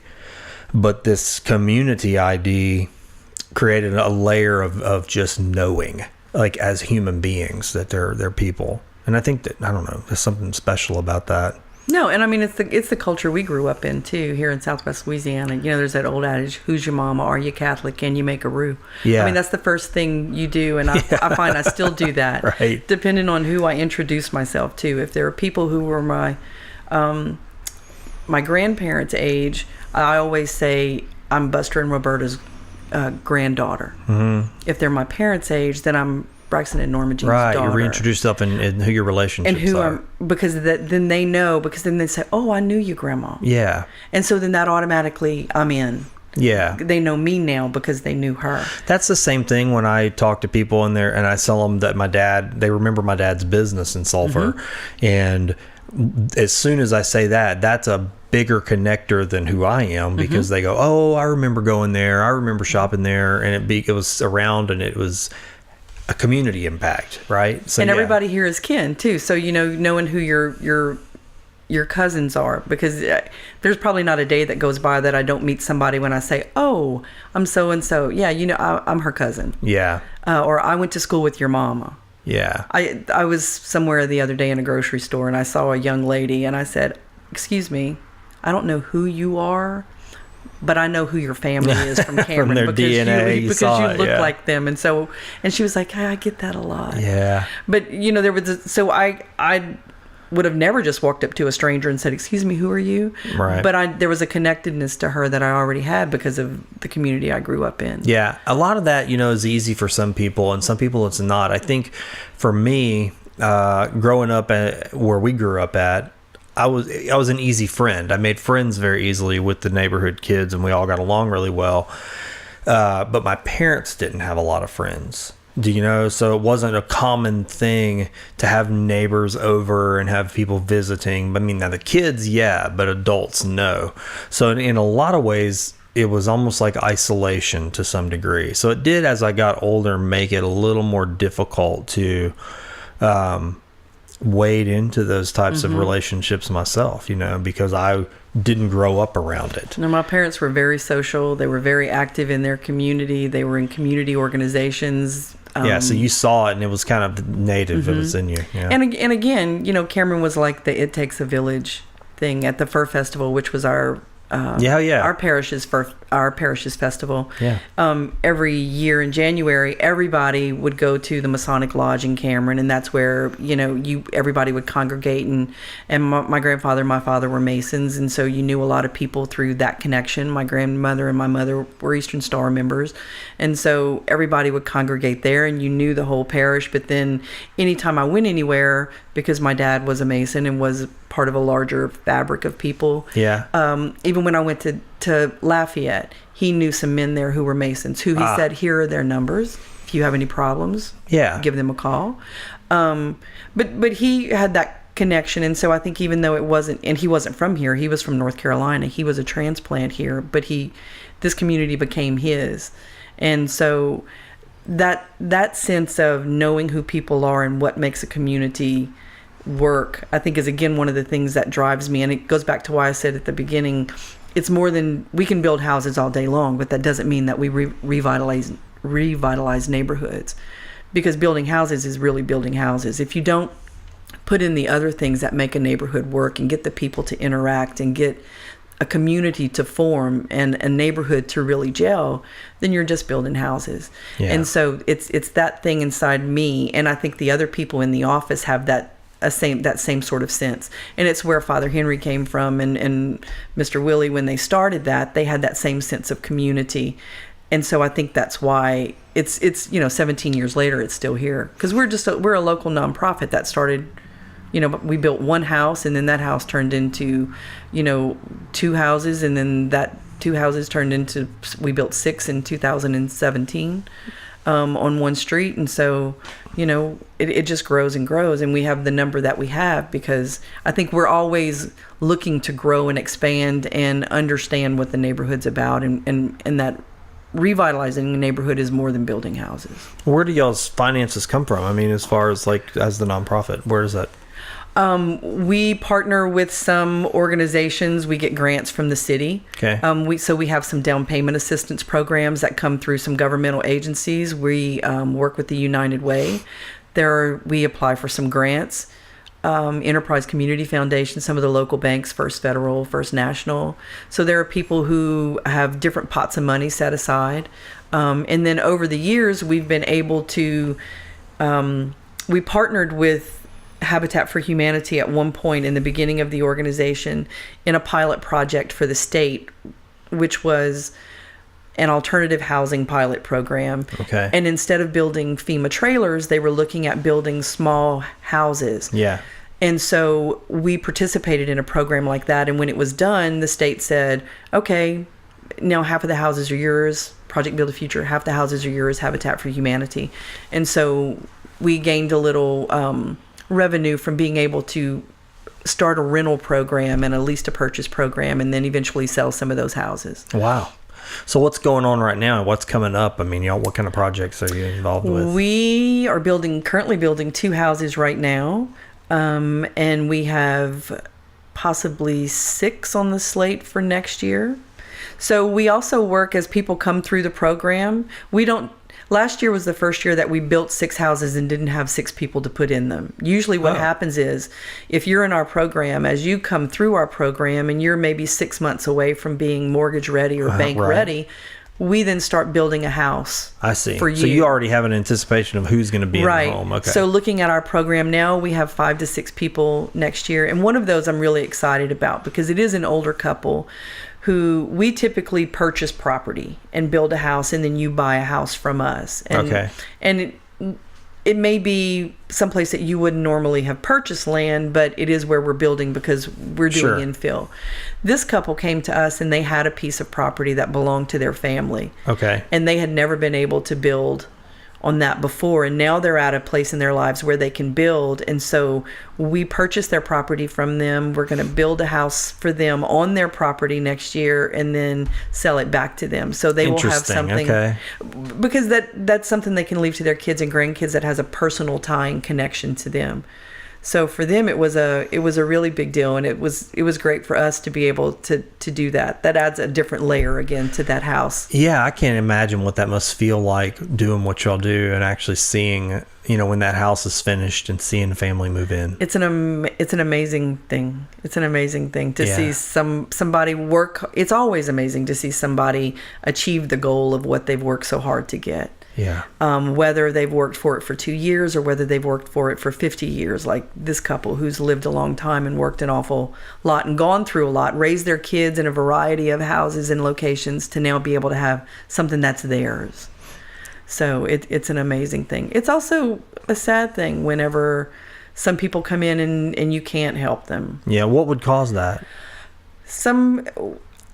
I'll tell you, when I moved back here from Dallas, I was moving back to live with my mom after my dad passed away. And so I wasn't looking for a place to live here. So I never really looked at real estate. Yeah. Once I was here, I could not believe that what was comparable in Lake Charles to what I was living in Dallas was more expensive here. Yeah. You would have never made me believe that. I would have thought that living in Dallas would have been more expensive than here, and it was the opposite. And so there are some people who are on fixed incomes, some people who have worked their whole lives but maybe never worked at anything more than a minimum wage job, who just don't make enough money to be able to own their own home in the housing market as it is. And that really kills me, to have somebody come in and me be able to say, you at $15,000 a year, I can't really help you own a home. That's hard. But we are looking at other ways to maybe be able to do that, because it's one of the hardest things is to know that you can't help everybody. Yeah. And I used to think that you can't help everybody, but you can help everybody. It's just at different levels. Right. So I can't help everybody maybe purchase a house, but I can help you better yourself and live in a better environment. I can help you do something else that increases your value of life. But we are looking at some smaller houses. We currently build 3-bedroom, 2-bath houses, but we're looking at, I'm tail end baby boomer. So we're going to be the biggest group of empty nesters. We are the biggest population to hit the housing market, and people aren't really building for 55 plus. And they're downsizing. They don't want a big yard. They don't want a lot of extra space. So we're looking at some smaller options, maybe some 2 bedrooms, 1.5 baths, some things with a smaller footprint. We also look at energy efficiency, because I want your house to be affordable on the back end as well as on the front end. Yeah, because you don't want to put somebody in a house and then they can't afford to live in the house. Exactly. Right? I've heard that with those extreme home makeover type shows where they'll on the back end, you start reading stories about it, and some of these homes, they're incredible for TV. I mean, it's like, wow, look at all these features, and then 6 months, a year later, you hear some of the horror stories. They're like, we couldn't pay the electric bills. I mean, it was too much house. We couldn't keep up with the expense of keeping up the home was more than they could bear. Maintenance, all of those things. So we look at materials that are going to last for a long time. We look at appliances and things that are energy efficient and that help with the longevity of the house, and things that require minimal attention. You're always going to have things when you own a home, but so we want it to be as easy on the back end as it is on the front end. And especially if you're building for a population that's aging, then you have to take that into consideration, because I can't imagine being 80 or 85 years old and having to move. You kind of want to be, for me, I want to be set. Can't imagine. I don't want to do it now. Right. I want to, when I'm 85, I want to be where I'm going to be, and I just want to be there. So we're looking at some other options and seeing what we can do to possibly do that, to be able to maybe serve some people that fall below what normally we could serve. I mean, you said something a minute ago, and it was motivating, and it's similar to what I've heard a lot of other people say on this show, is that you can look at the thing that you want to do or the way you want to help, and then go, oh, I can't help everybody. And then sometimes in having that thought, I can't help everybody, then sometimes a lot of us just go, well, I'm just not going to do anything, and but what you said again in common ground with those folks is that, well, no, don't do that. Find the little ways that you can help, and start with the small stuff, because those small things, have impact too. They do, and they escalate, and then I really believe that pay it forward. If you help somebody do something, then they in turn help somebody else. And then if it works for them and they figure it out, then when they're talking to their friend who's in the same situation, they say, well, somebody did this and or showed me this or told me about this and it worked, and here's what I did. And then there's a small seed that's planted and it goes somewhere else. And so again, I think that's why I like grassroots. Because it enables you to get in and figure out maybe the best way to help. And I have an analytical brain, I always have, so I'm a problem solver. And so that requires talking to people. I saw something on Facebook the other day that said the same words that make up listen also make up silent. I never knew that. And so that's what it takes to be a good listener, is you really have to stop, and you have to be quiet, and you have to hear what people are saying. And so I think you can't do that by reading a questionnaire or something else, or sending an email, because you can really read things into an email. Absolutely. So I think talking to people and figuring out exactly what they're looking for, what would make their life better, or what you can do to help them will be. Sure. I mean, that's actually true. I mean, look, you can go in. I've had this thought for years when I see things, I guess even religious things, it's like, hey, we want to share our message with you. Whatever that message may be. And I don't want to pick on any one particular faith or anything, but I'll just throw it out there and generally, we want to share our message with you. You should believe what we believe. And these people have no roof over their head, they're hungry, drinking not clean water. First solve that problem for those people before the message comes, because honestly, it's kind of, you don't know what they need. We go into a place sometimes thinking we know what people need, I guess is where I'm going with that. And then what they really need is like, well, hang on a second. I appreciate all these things that you're trying to share with me, and it's a blessing, but that is trying to solve the problem at the top of it, and I have these real base level human needs that need solved first. Because I think you need what I need. Yeah, right. We're looking at it through our own lens and our own life and go, it would be great, and go drop off a box of designer clothes, in a village somewhere, and then go, that doesn't solve anything. It's not solving any the needs. And that was one of the things in teaching. I had to get the students to understand is that just because they wanted it, well, this is what I would want in my house, but you're not your client. Right. Your client is someone else, and in school you were maybe given a client. Here's a parameters of who your client are. They're a single couple, they have one small child, they have another one on the way, or all these things, and you have to design for them. And that's great that you really like beaded wall covering, but with a toddler you don't do that. Right. So you have to disassociate yourself from what you're doing and really pay attention to what someone else wants and what someone else needs, and that means you have to think outside of who you are. Yeah, I'm thinking about that family I told you about as we sit here and talk, because I have a note from the father on the wall behind me, because when I first met them, my first thought was I thought I knew what they needed, and then I didn't see them for a while, and then when he stopped by to visit the second time, I realized at that point, oh, they're truly homeless. They have a vehicle and cell phones, and they're wearing clothing like me.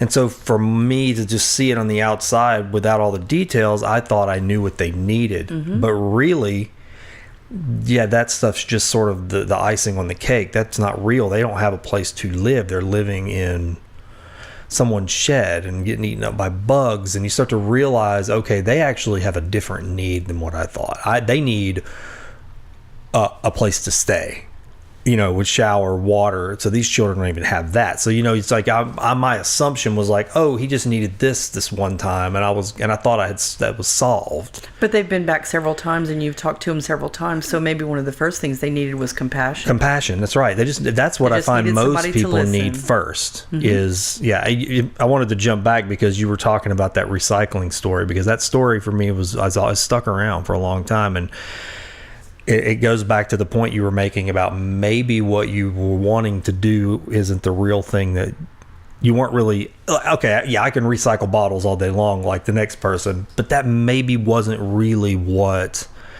my best efforts. Yeah, right. So what I've found is my best efforts have been with talking with people and helping people show their hearts. And so that's and allowing them a format to do that. And so that's, as I get older, I realize that's sometimes level one where I probably need to be, is just communicating with people, creating places for them to talk freely, and get things out there that other people will hear and possibly respond to. So this is the part of the show you're the second one to do this. I know. You're looking at it. It's called Fishing for Goodies. And so it's got questions in there that we wrote. When we first started doing the show, I had a whole different idea in mind. I had all these questions that I wrote, things that I'm curious about, things that I ask people when I visit with them, just when I'm trying to get to know somebody. But then I've got other guests who've been on the show. Each guest gets to submit 3 questions and also put in here. So as the show grows, the questions grow. So I know what some of the questions are, but I don't know what all of them are. But anyway, what I'm going to get you to do is you dive in and pick 3, and I'll read them to you, and then let's just see what happens. Because some of them I don't even think some of them are questions. Some of them are just a word. Don't peek, though. This is so scary. I know. I'm on the other end of it, but I'm actually curious every time. Yeah, Denisha, you know Denisha? Mm-hmm. She was on the show, so she was the first one to... 2. All right. There's Let's the third see. All right, let's see what you got.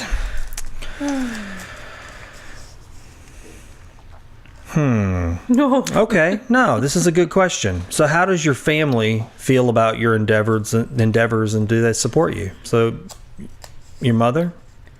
Oh, I think it's because I came from a family of service. Yeah. Like I said, they were big community volunteers. They belonged to a lot of civic organization. They were people in the community who would go out and help if things were needed. That it just, for her, I think it seemed kind of like a logical thing for me to do. Yeah.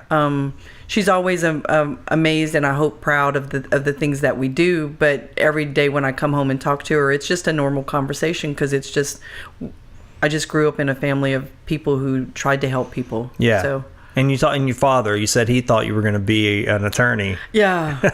Yeah. Well, and I guess, and as much as I didn't like politics, like I said before, sometimes everything you do there's a political slant to it, whether it's with actual politics or whether it's just with the politics of working with people and organizations and trying to get things to come around. Yeah. Getting people to understand where you're coming from, what you're doing, how they can help you. So, I guess kind of like Phil Donahue used to say, it was the politics of everything. Phil Donahue. Now, there are people who are going to go, who the heck is Phil Donahue? Yeah. And they're probably still Googling. That's like Leave It to Beaver. Uh-huh. Yeah, right. They're still Googling that. And your father, you think he'd be proud of what you're doing? I would hope so. Yeah. And I think I made the comment the other day that all the things that I was trying to do with my life was just lead a life that was a good example to others, make those around me proud of the things that I was doing, and those that love me even more because I was a better person every day. And so I would hope that he would see that I've changed a lot in the job that I've had in the last 2 years, because you see things that you normally wouldn't see. You're forced to deal with things that you wouldn't, that maybe aren't in your parameters, and it makes you reevaluate things. And I think you become a humble person when you do things that help other people. Yeah, living a life of service to others. Yeah, and I'm not trying to make myself sound holier than thou or a martyr. Doesn't sound that way. But I think you really wake up and you appreciate things more than you did, because you realize someone somewhere worked really hard for them. And my parents worked hard to give my sister and I the things and the opportunities that we had, which led me here. And so I think it's just one of the things you do is you give back. Yeah, I think you're right. I think having what you just said is a perfect example of that. I mean, just looking back and having an awareness of all your blessings, know, and to look, and the people that sacrifice things so you could do and have and be who you're going to be. I mean, paying that back is the right thing. I think about that with, asking this question makes me think about my own thoughts in that regard, because I lost my father too.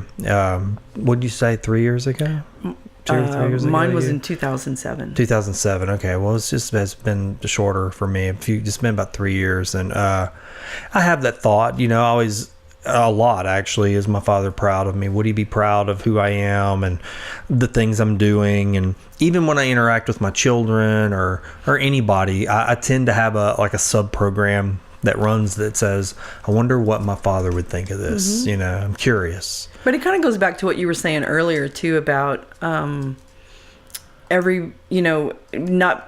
everybody being able to talk openly, and even with conflict. Because my dad and I were an awful lot alike. But I think the lessons that he taught and my mom taught and my grandparents taught us, I may not do things exactly like he would have done them were he in my shoes, but I think they laid the foundation, and they gave me the confidence and the ability to be able to use those things to the way that I thought they were, to the best of my ability. Yeah. And so I would hope that he would be proud. Yeah. I hope mine is too. This is interesting. Maybe they're up they're tinking a glass right now. Well, maybe so. Yeah, I always wonder, though. It's just, especially because, I don't want to... I try, again, you can romanticize things. Like you said, your memories can be like that. So I try not to over-romanticize the reality of maybe the relationship we had or what it really was. But at the same time, I do tend to think I knew the man, so... and we weren't the same in a lot of ways, but at the same time, I know we have a lot of traits that are the same. So I just wonder sometimes, I'd love to ask those questions. When you can't go to somebody for advice, sometimes you have to sort of create, I guess, like a composite of what they would say in your mind based on the information you have. And sometimes when I make a decision and it didn't work out the way I think, I oftentimes go, oh, okay, so you're telling me that was not the right choice. Yeah, right. That's his way of going, you might want to step back and rethink that for a minute. So yeah, I sometimes I get like the thought that he would say something like, I would probably do this, but I don't think you should do that because that's not the way you are, because we're wired differently. Right. And I think, knowing that helps sometimes too. Is like, well, he would probably do something different, but he might, if he knows me, then he would say, don't do what I would do, because what I would do may not be the best course of action. Yeah. So what about this? What are you reading right now? Do you read? I do, and I'm in a book club that meets once a month. But what I was reading the other day was I was rereading a book, which was one of my favorite books. I've probably given it away 100 times, highlighted. So if you get it from me, it comes highlighted. I can't wait to hear what it is. And it's The Tao of Pooh. Oh, yeah. I love that book. One of my favorite I'm books. So glad that's one of your favorites. I love that book. I bring it up on this show, too. The Tao Te Ching is one of my favorite books. So, yeah. And Eeyore has always been one of my favorite characters. Everybody seems to, people will say Eeyore is clinically depressed. Charla, why Eeyore? Eeyore is such a pessimist. I don't think he's a pessimist. I think he's a realist. Realist, yeah. And I think he just kind of sits there and he looks at both sides and he tries to find one. And that's, I think that's me. I play devil's advocate for everything. If you say red, I'm going to say blue just because we need to. Know. I agree. I'm the same way, guy. And I did it with my students, you know, just so that they had an answer. And I may not like your answer, but at least you have one and it was thought out. Yeah, I do that to my son and I think it drives him nuts. But I think that's what he expects from me, even though it may irritate him. Because when he asks me a lot of questions, and I'm like, do you want me to agree with you, or do you want me to at least give you, I'm not saying you're wrong, but have you thought about this? Because, if you haven't, I do that all the time. And what I usually say is, do you want me to tell you what I think or what you want me or what you want to hear? Right. Echo chamber. Yeah. But and with Eeyore, the glass doesn't have to be half full or half empty. The glass could be too small or too big for the liquid inside. I mean, there's more than one way to look at that. Right. So he's my favorite character, and every now and then I reread it just to see, and it puts my friends in perspectives. I've known very few Poohs in my life. I think I've known a lot of Piglets, known a lot of Tiggers. But I reread that periodically. That's a good book. I haven't thought about that book in a long time. I was probably in the 90s whenever I had somebody gave me a copy of that right after I'd read the Tao Te Ching. And I think there's another one out there that I haven't read, The Day of Piglet. And I didn't like that one as much as Have you read it? I haven't read it. I read The Tao of Pooh is my favorite. Yeah, that's awesome that you give that away. That's a good gift, man. That's pretty impressive. Because sometimes people, it's something heavy, but I know sometimes books of poetry, like Shel Silverstein's books, I love going back and reading those again, and some Dr. Seuss books too. You find things in them that you just go, wow, I didn't get this when I was a kid. I was so fascinated by the funny images and the silly words, I didn't realize the deep meaning that was being put out there. Good one. This is the last one. Okay. And maybe this might even relate to the last one. Do you have a favorite quote? Oh. Probably, outside of anonymous on the internet, because that's who I think they attribute everything to if they don't know who actually said it. Yeah. I think it's been attributed to Gandhi more than anybody, but it's you should be the change that you want to see in the world. That's my favorite quote.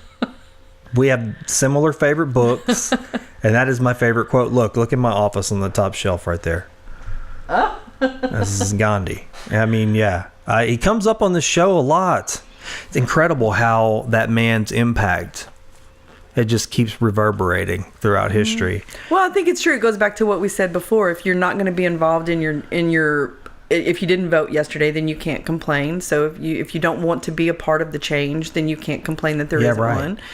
Right. If you don't want to make your community a better place and you don't voice your opinion, then you can't be mad when it isn't what you want it to be because you weren't part of the change in the process. It's one of my favorite, another of my favorite quotes is, I don't know if it's a quote, but it's a teaching. It's a Buddhist teaching. I keep it taped to my computer, and it says, change is the law. And, there's some thinking. I've always liked those two together because one of my favorite Buddhist teachers, Thich Nhat Hanh, he talks about change as a law, right? But then he says that some people see that as a negative thing. A lot of people look at that teaching and go, oh, that's nihilistic. It means everything's dissolving, right? And everything's falling apart. At the minute something's born, it's moving towards death. And his view is that, no, change, that's not the way he looks at it. And he was a young boy or a young Buddhist monk during the Vietnam War.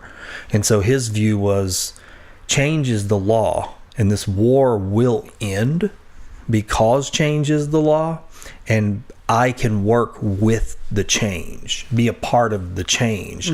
Instead of fighting change, having a long view of the cycle of time and saying eventually everything, yes, will fall apart and become something else. I can choose to work with the eventually. Well, and I think that's why I like you have to be a part of the change that you want to see. And people have to understand that just because what they want to change doesn't mean that they failed. They were a part of making the conversation, of making something different, and at least bringing awareness to it.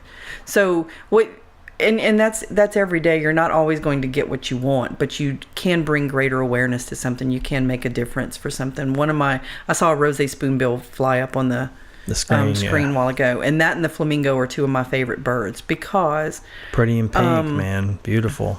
But they get their color from what they ingest.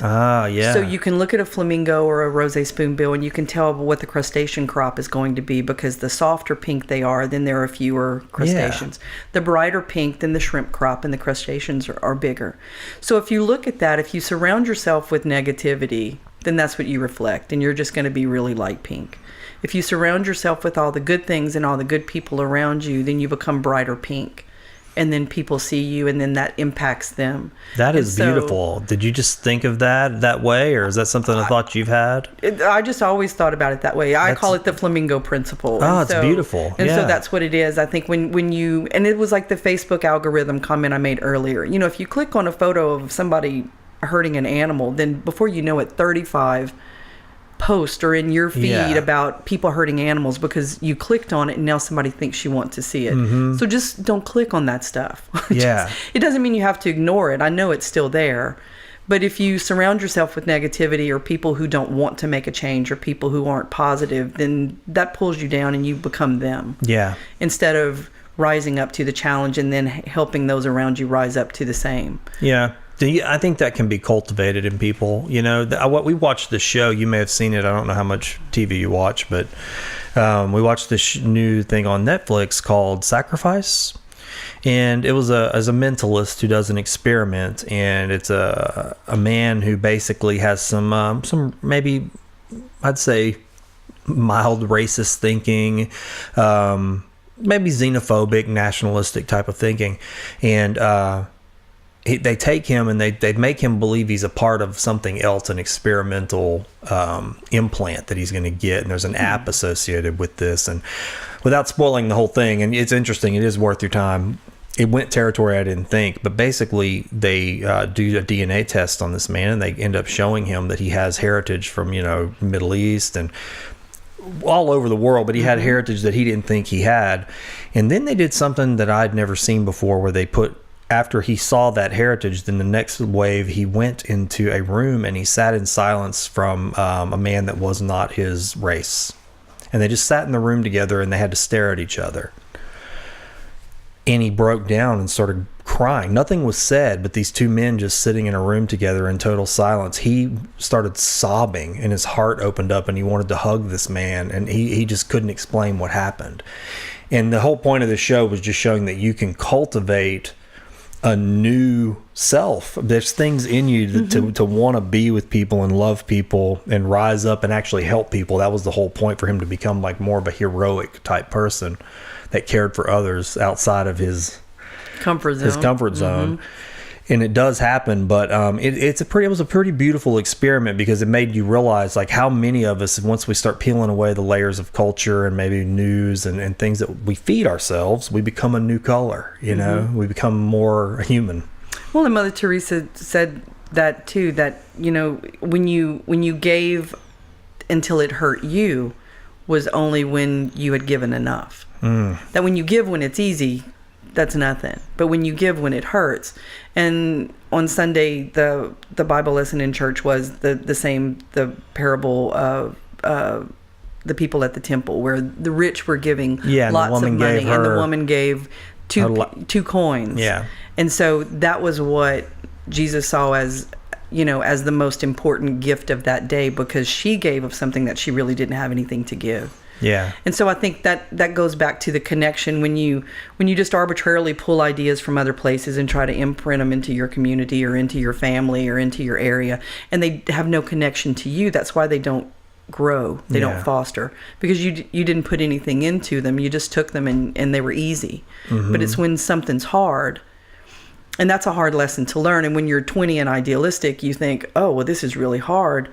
Maybe that's not for me. It's got to be easier than this. I'll change. And as you grow older, you're just like, yeah, it's never going to go that way. It's always going to be hard. You have to just puddle through it and move on, and you build up your resistance. But that's when you work harder, I think. When something really tears at you and isn't easy, I think is when you get your best results. I agree. I do. I think if you look at the history of your life, you're seeing gifts be made, and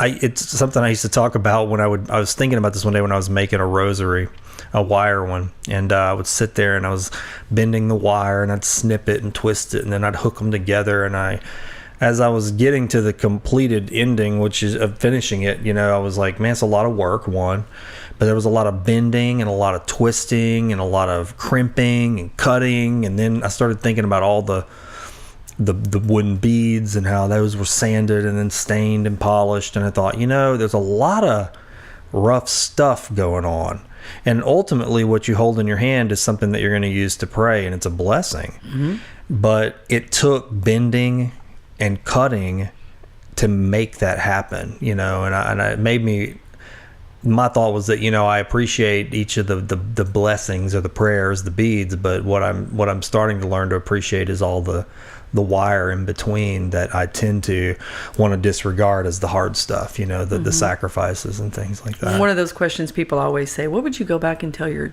20-year-old self that, you know, or would you change some of the things? I don't know that I would change anything that happened to me in my life, because it made me who I am today. And the lessons that I learned, no matter how hard they were, taught me how to be the person that I am. And I think I'm a pretty okay person. I still have a lot to give. I still have a lot to learn, but hopefully we all do, because the minute we stop doing that, then you're sort of shut down. Would I maybe make some changes different? I don't know, because I think, you know, all the things that I've learned, I've tried to pass on to other people in some way, shape, or form, by either helping them because they were in a similar situation, or modifying my behavior or a change in something that I saw because it didn't work for me, and I saw the value in doing it a different way. But I don't know that I would go back and change much. I mean, I am who I am, and I'm an amalgamation of all the things that happened. Yeah, I mean, look, it's a cumulative history. I mean, all the way back from Father Mancuso and Willie, you know, you can draw a line and a string that runs through all those little corridors right up to you, and then right up to the day that somebody puts the key in the door. to their new home, and brings joy to their family and themselves, and just that gets passed on once we're gone. That's a beautiful thing. So yeah, I would say you just said you're an okay person. I'd say you're pretty good. Well, thank you. So how can people find you and the program so they know? If somebody might listen to this and go, hey, I didn't know about this, and this is for me. What? Well, projectbuildafuture.org would be the easiest way on the internet. We have a phone number and an address, but if you have access to the internet, that's probably the easiest way. Yeah, good. Thank you for coming on the show. Thank this you is so enlightening much. to me. I think it's probably going to be enlightening to a lot of people. Just like you said at the beginning when we were chatting, people know things from one perspective, but once they get to take the lid off for a little bit. I always say that's where the roly-polies play. You got to pick the rock up and look down there, and there's all kinds of fun stuff going on. And I love you just